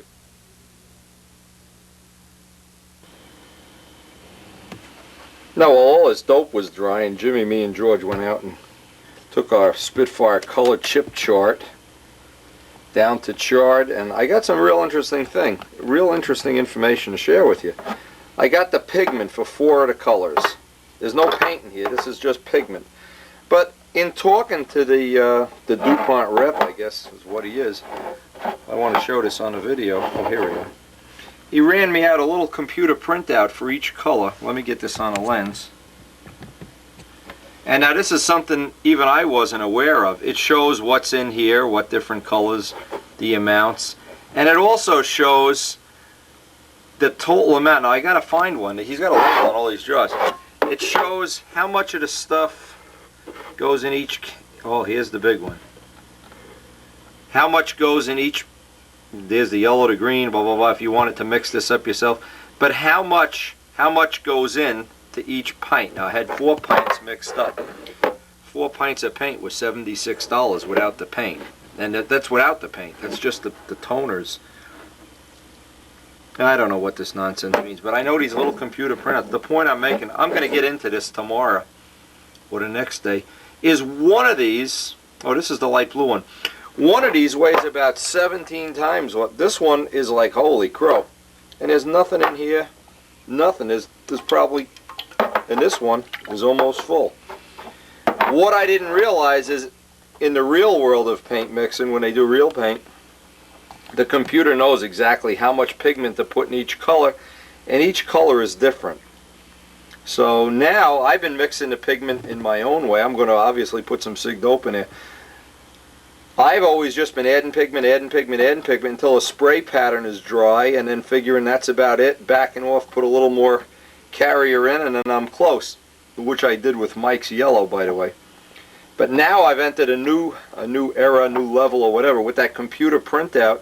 When you buy your pigment, ask for the computer printout, and you can figure it out. Or you can do what I'm doing, is just, here's the pint can, the pigment's already in it, and I'll add Sig Lite Cote, but instead of adding a full can, I'll add like 2/3 of a can, so there's more pigment per unit, and if it sprays dry, I'll just add a little clear.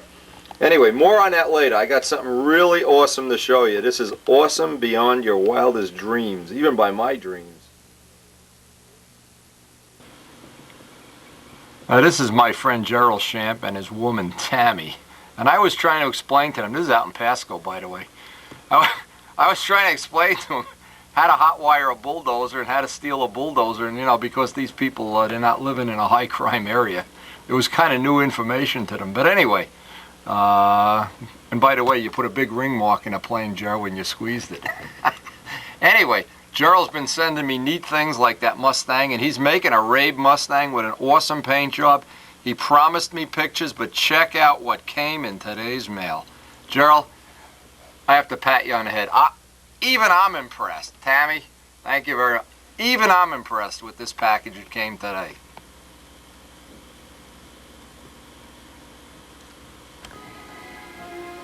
Look at the size of these pictures. These are big, I guess from calendars or girly calendars or something here. Look at the size of these things. Oh, they're calendars.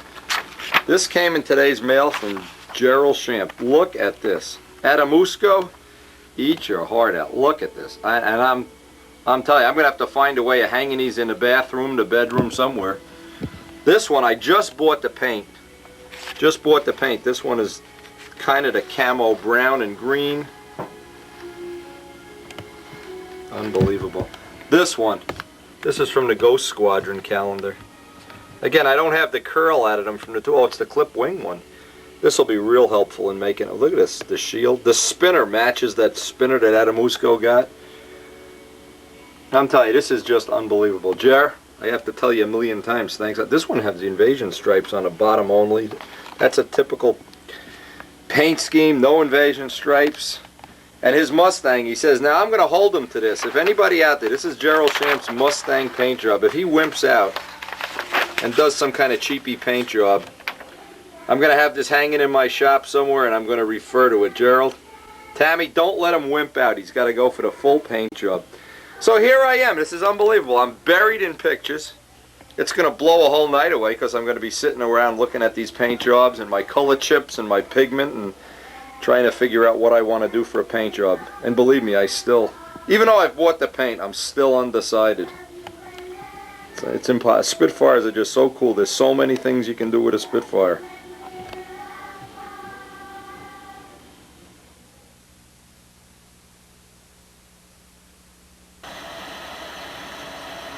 Gerald, how's this for a place of honor? I mean, talk about the ultimate place of honor.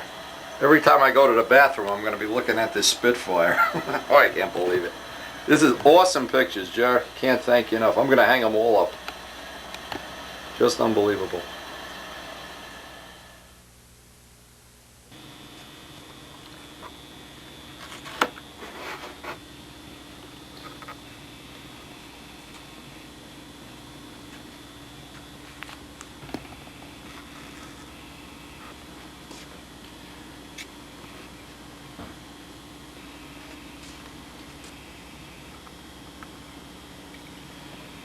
Now the last thing of the night here before I pack it in. The dope has dried.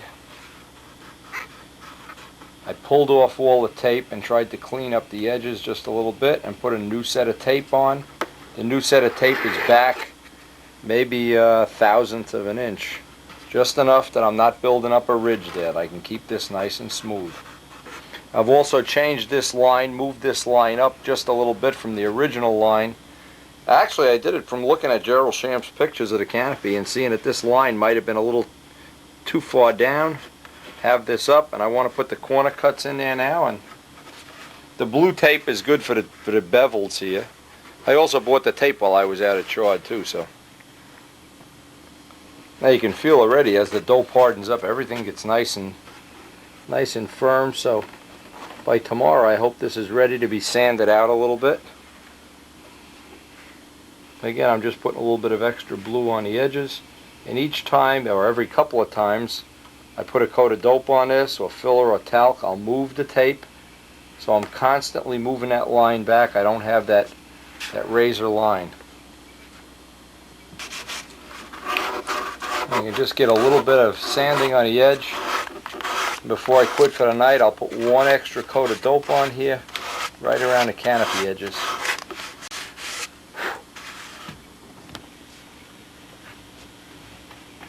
Now with all the new tape on there, I sanded that all out. Boy, that's beautiful. Now I just want to get, this is one of the, I guess one of the things a lot of people they're not so sure about. They're always wanting to melt epoxy or put epoxy down in a tank to fuel proof it. Well, I figure if you fuel proof the outside of the plane with paint, you may as well fuel proof the inside with paint. You're not going to get any more oil on this part inside the tank box than you're going to get on the outside of the plane. So what the heck.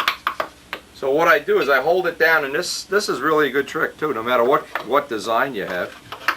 And let's let everything flow down to the bottom. And then what I'll do is I'll take this over by the hook. Get plenty in there. Take it over by the hook, or just hold it upside down and let whatever extra runs out run out. Get up in here, up by the blind nuts, the doublers, all this stuff, down in by the air vents.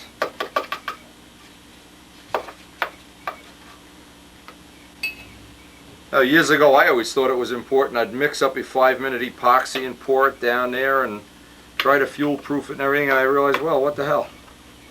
Every time I take a plane apart there wasn't a drop of oil back there, so I guess it wasn't the end of the world. And just let that all run right down in there. Beautiful.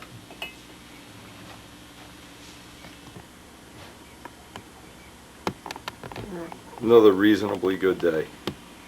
See you in the morning.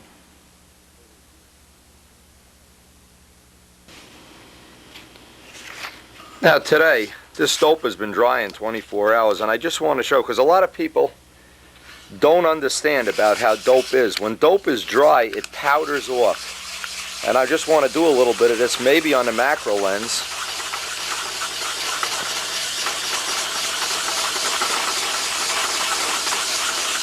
I don't know if I can show this as accurately as I'd like to. This is what it should look like when the dope powders off. And that should be, now we're ready, actually right here, that's ready for tissue. But you can see it comes off just like powder. If it doesn't come off like powder, there's a chance it's not really dry yet, and you should let it dry a little more. Now, what I did to beat the system a little bit is I turned the heat up to don't tell Karen, I turned it up to 90 degrees the whole time this was drying. Now at this point, one of the things that's real handy is a little piece of styrofoam, a little foam block, any shape. I just rip up a piece of an old wing core. I like to use this to get in some of the areas and around right up. For instance, with your bare finger you can't get into the corners where the fillets are. Work these areas. I don't want to, obviously one of the things, and I always have trouble explaining this to people that I'm trying to help, you don't want to, the purpose is not to sand all the dope off. When you put the wet dope onto the wood, it expands, it changes shape, it resets the wood cells, especially on a spot that the wood grain is kind of grainy to begin with. Now this has 3, 4, 5, how many coats of dope you've put on. You want to just get off all the rough and high spots. But I don't want to take all the dope off. I don't want to sand this back down to raw wood. So the whole idea here is just to get a nice flat surface to start with, because I'd like to get some of the tissue done today, if I possibly can. There's a couple ways you can ensure that the dope underneath the tissue is adhered to the wood real good, and it gives you a real cheap insurance policy that when you pull up the tape, you're not going to pull up the finish, and I'm sure everybody's done that from time to time.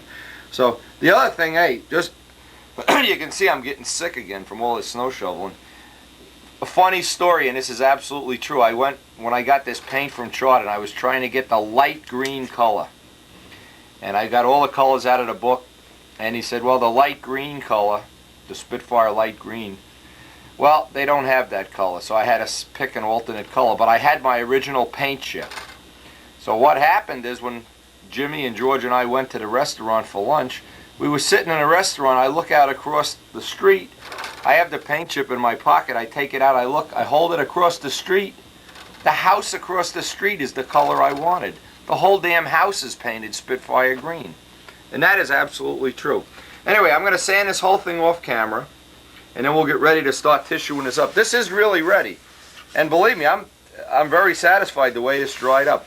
Last night I got a couple extra coats on this. I believe there's about 5 coats on here now, but the way it powders off, when it's powdering off like that, you know it's ready to go.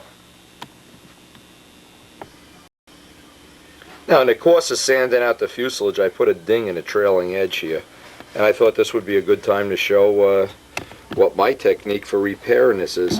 Now, you know, from time to time, if you have never done this, forget it, you're a liar. You put a ding in something, it either comes from a table edge, a belt buckle, whatever. This is just a typical thing that happens, and now I want to make this repair. I'm still sanding out the body here.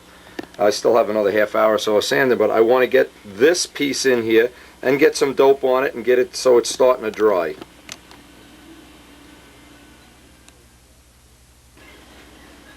Now, the first thing I do with any of these repairs is get the balsa wood, get some CA on a Q-tip, whoop, and let it kick off with the cotton there. Harden up the area around it. In this case, that really won't be totally necessary because we have a finish around it. Let that harden up. Now I'll cut a piece of, try to find the hardest piece of balsa wood I can so that it's, you know, I certainly wouldn't want a punky piece that's going to be hard to blend in. Since the surface around it is hard, I want a hard piece of wood so I can get a nice surface on this. Okay, a couple of things that'll help you is always make the patch bigger than a piece around it. I don't want to put any filler in here if I possibly can help it, so I like to get the piece bigger. I'll trace this out, go saw it off camera. Leave it just a little bit oversized. And I'll have that little piece, it'll be thicker than the surface around it, and I'll try to sand it in.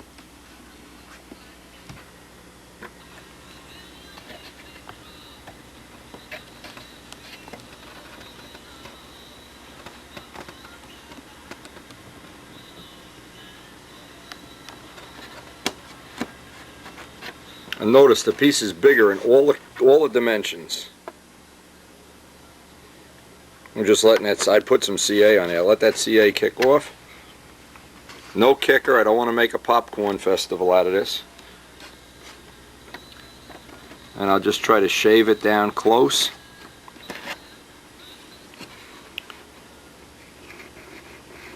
And boy, there's no end to the amount of dings you can put in a plane, but as long as you can fix them, it's not a complete tragedy. And the rest, I guess, I'll just sand in there. And this is rock hard balsa wood. Makes a good patch. Sanding block and some 320 is usually what I would dress this off with. And of course, I'll flip it over and do the other side.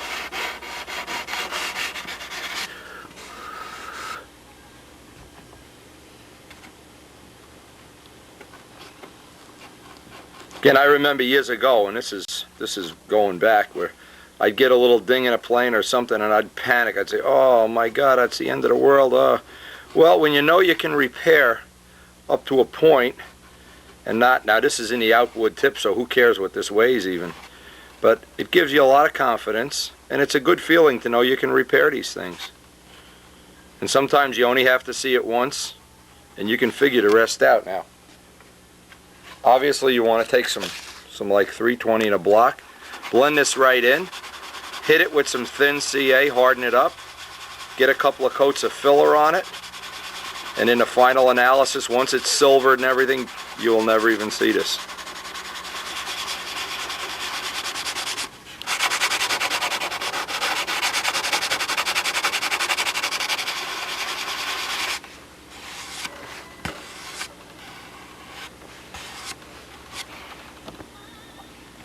Now, a good way to do this is just put the thin CA right on a Q-tip. Go out beyond, reverse the Q-tip, go out beyond the area. Let the cotton and the Q-tips do the kicking. This will be ready for a coat of filler. I'll dust sand this off. Be ready for a coat of filler in 2 minutes. So not only is the repair invisible, but it's quick too.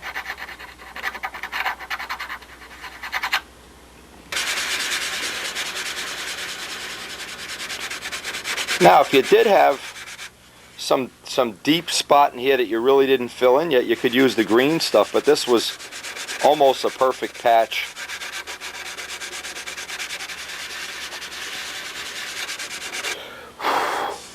Never even see that when it's done. Now I'll shake that filler up real good. I think 1 coat of filler on that is all I'm going to need. And that can be drying while I'm sanding the rest of the body and tissue in the body. Good time management. We won't lose any time because of that patch. And just go back, go out over the area past where this is all going to be sanded down anyway. I give this 2 or 3 coats. Give it a half hour to dry in between coats. It'll be ready to go.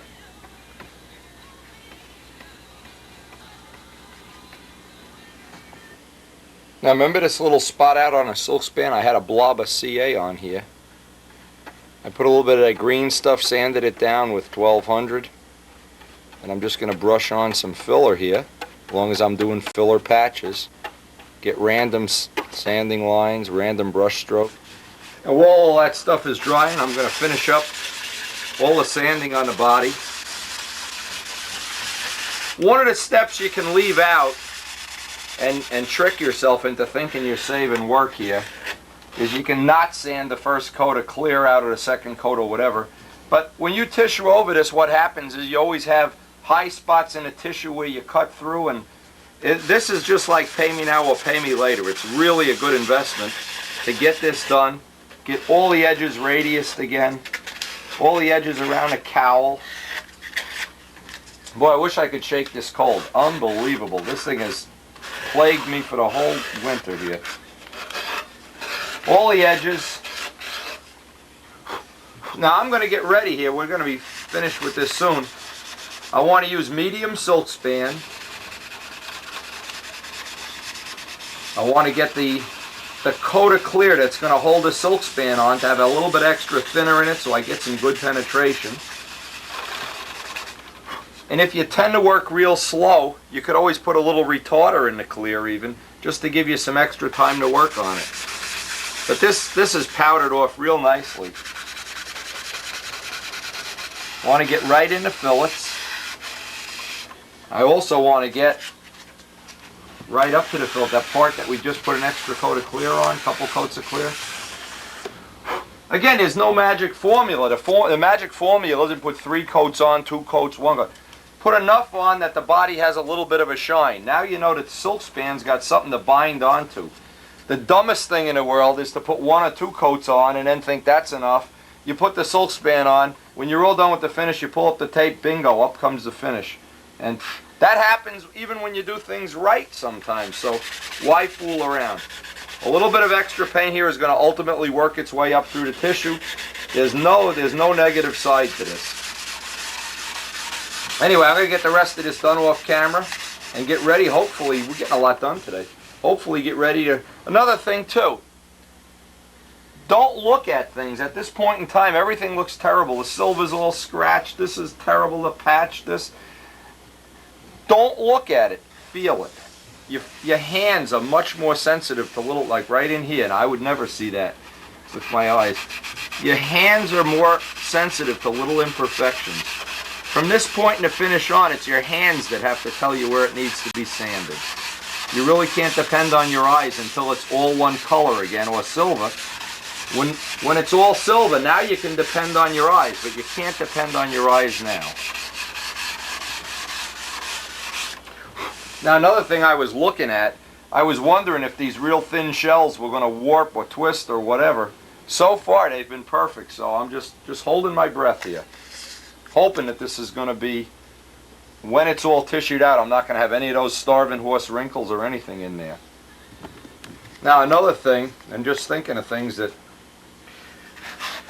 I just put another gouge in. You're not going to be impressed with this. I just put another gouge in the body. What happened is I was sanding over here, and the sandpaper wrinkled up on a corner and put a gouge in the fuse. At this point in time, I'm just going to put a little bit of DAP in there. I'll do that off camera, but always watch when a sandpaper gets a wrinkle in it, lose it, get a new piece of sandpaper. A wrinkled piece of sandpaper does more damage than it does good. You can really put, I don't even want to say it, how much damage you can do. And especially if you're not watching now. In years gone by, I used to watch football games and things like that when I'd be sanding. I'd be watching, oh yeah, there's Phil Simms, yeah, and all of a sudden I have 400 swirls in the damn paint. So I've tried to get to the point where I look at it and feel it. Always the feel, your hands. Your hands always, and that gouge is right there. I ought to show it on the camera. See, this is the sandpaper gouge I just put in here. Now I'll take a little DAP and just fill that in real quick. Real quick. That'll dry in 2 seconds and I can sand it out. But that's from wrinkled up sandpaper. You get wrinkled up sandpaper, lose it. Just get rid of it.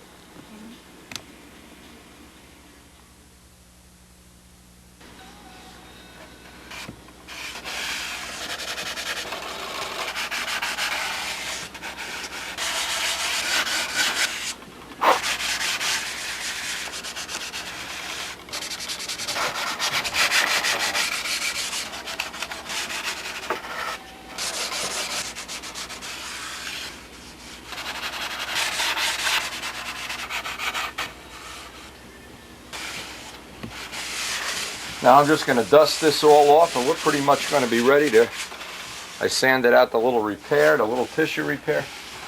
Wipe this all down with a clean paper towel and we'll be ready.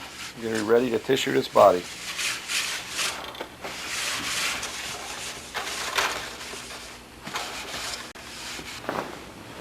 Now a couple of common sense things that I like to do before I do any kind of big job, big tissuing job.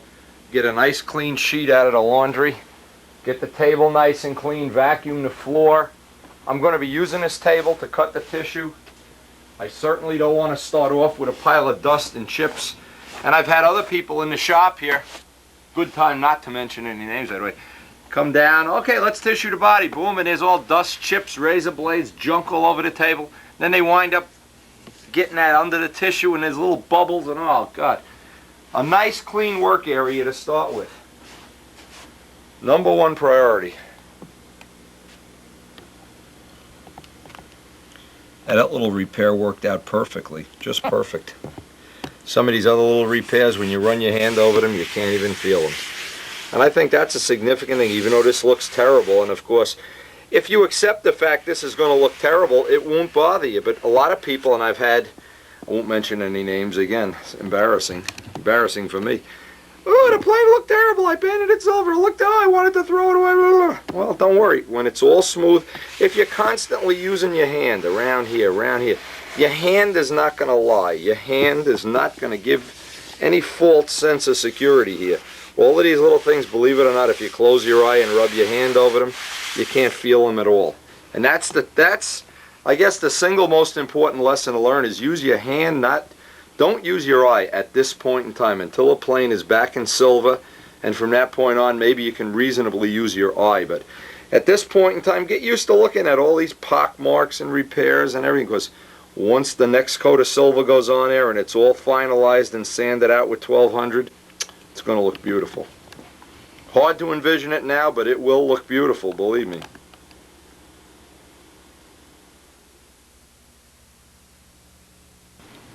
Now, no matter what you do, no matter how you do it, there's always what's called the approach.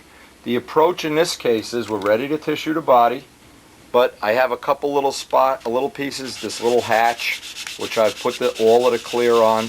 I'm going to sand all these little pieces out, get a radius. I have this piece, I have the little scoop, I have the rudder.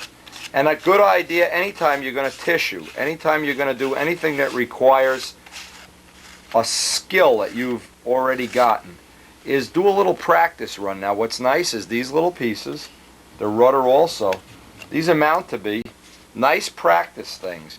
if you're going to have a little bit of a clumsy hand in the beginning of it, let it be on the rudder, on the hatch, on the scoop, on something else. Then when you kind of get in motion and you get ready to go and everything feels comfortable, the dope has the right amount of thinner in it, you have the heat turned up in the house, you have all of these things going for you, then you're ready to do the main frame. Now the main frame, we don't have enough tape left on this tape, so I'm going to do these little pieces now and save this for the next tape. This is a rather complex thing, and there's a lot of different ways to do it. A lot of people try to use as few joints as possible. I really don't care how many joints are on here. In fact, a lot of places like around a canopy, I want double and triple tissue up around here. The joints sand out. It just takes a little more effort. A lot of people are very careful and get the joints all cute and very. I don't think it's that critical of a thing, as long as you have tissue covering everything. The tissue adds a tremendous amount of strength. It adds torque resistance to the body. It adds strength to the nose. Everywhere you put tissue, it's adding strength. There's probably no other material, and I'll even say carbon fiber, that adds the amount of strength per weight that the tissue does. I really feel the tissue adds an incredible amount of strength. I've taken a body before I've tissued it, wiggled the tail. Yeah, now this one is pretty strong already, but ones that were kind of flimsy, tissued the body with medium tissue and all the dope and gotten them up to silver. All of a sudden they're rigid as can be. Oh my God. That tissue is adding a lot of strength. Another example is just take an I-beam wing before you tissue it. And, oh my God, it's a pretzel. Tissue it, couple of coats of dope, bong. So, important thing to remember, the tissue is not just a cosmetic thing. It's something that actually does the work. Alright, I'm going to sand this off camera, get these tissued, get in mode, and on the next tape we'll pick up the body. Now you might be thinking, oh well, I'll use 00 tissue and boy, I'll save some weight. Well, in any testing I've done, by the time you add all the dope and sand through in spots like you tend to do with 00, no saving at all. In fact, a lot of times it can be heavier because you've got so much dope to fill in all the spots that you normally sand through. Now, I try to do this on some kind of a rag towel. The reason being is the tissue tends to absorb all the Windex. Not soak, just make it damp with Windex. Again, this is why I always do a little test. I put even a little more thinner in this dope. Give me a little working time here. I've got the heat in the house turned up to the moon. Karen would have a heart attack if she saw how hot it was in here. What this does, it gets everything drying real nice. You get a lot of the moisture out of the air. Again, I always test on little parts. It's no secret at all. You do the little parts. Now, for instance, right now, if I saw this was drying too fast or whatever, I could add a little thinner. If I say it was taking too long to dry, you know, I could put a little more light coat into this mixture. But I really, really, really suggest always do your little test on your little parts. No matter what you do, test on the little parts.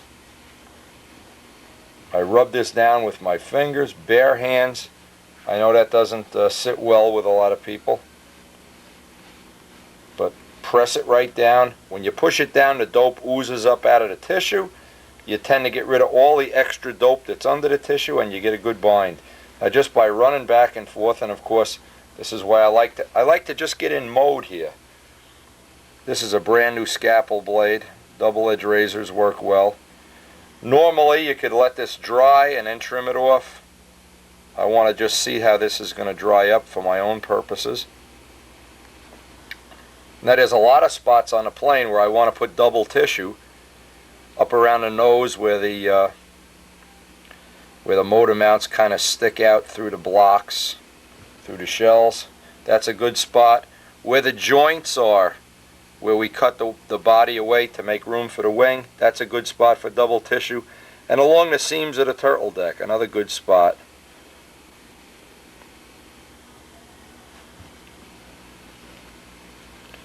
Now, in the amount of time, and the reason I'm doing this all on camera is to show how much time this really should take. Get around the edges here. Press that down. Right now that's dry to the touch. Now, best thing to do is let this dry 10-15 minutes. put another coat of dope on. Don't just keep saturating it if you can. This gives everything underneath a little time to dry out. And while this is drying, I'll work on the rudder. Let me get the rudder. I can do the same thing here. Cut up a little patch. These are all the scraps, by the way, that are left over. That's just a nice handy way to do it. Put a little notch in for the horn.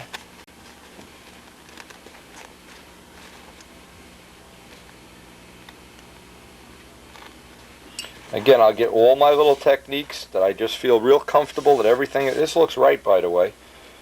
But not always. Don't think this always happens. A lot of times you do this and you have to go back and remix the paint 4 or 5 times, put more thinner, less thinner, or whatever, until you're real comfortable with it.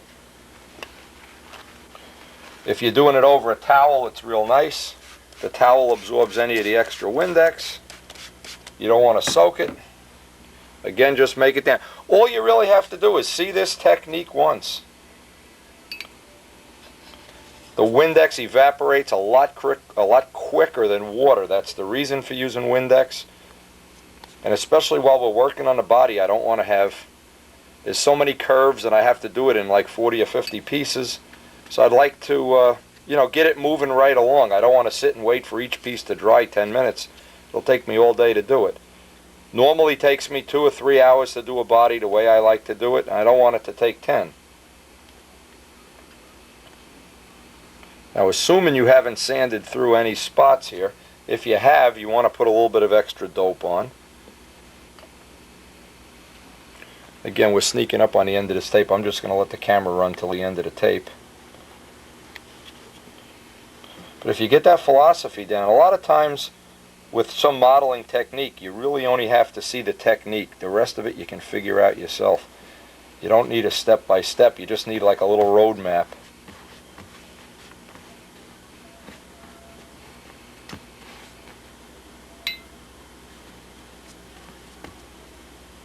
And you wouldn't believe it, there's another storm coming this way. Oh man. Anyway, for all the things that you can't control in life, one of the things you can control is the time and energy you put into the modeling.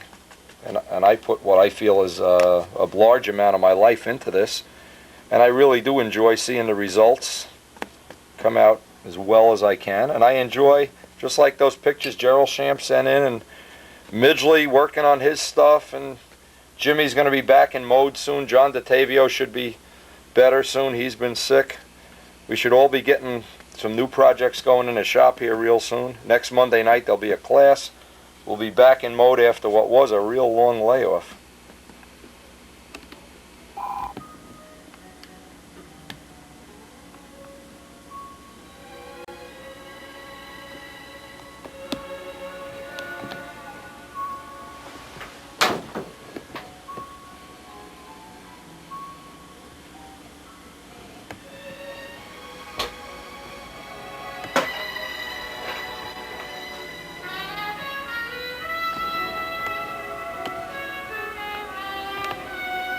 Tell me that isn't the ultimate Spitfire bathroom.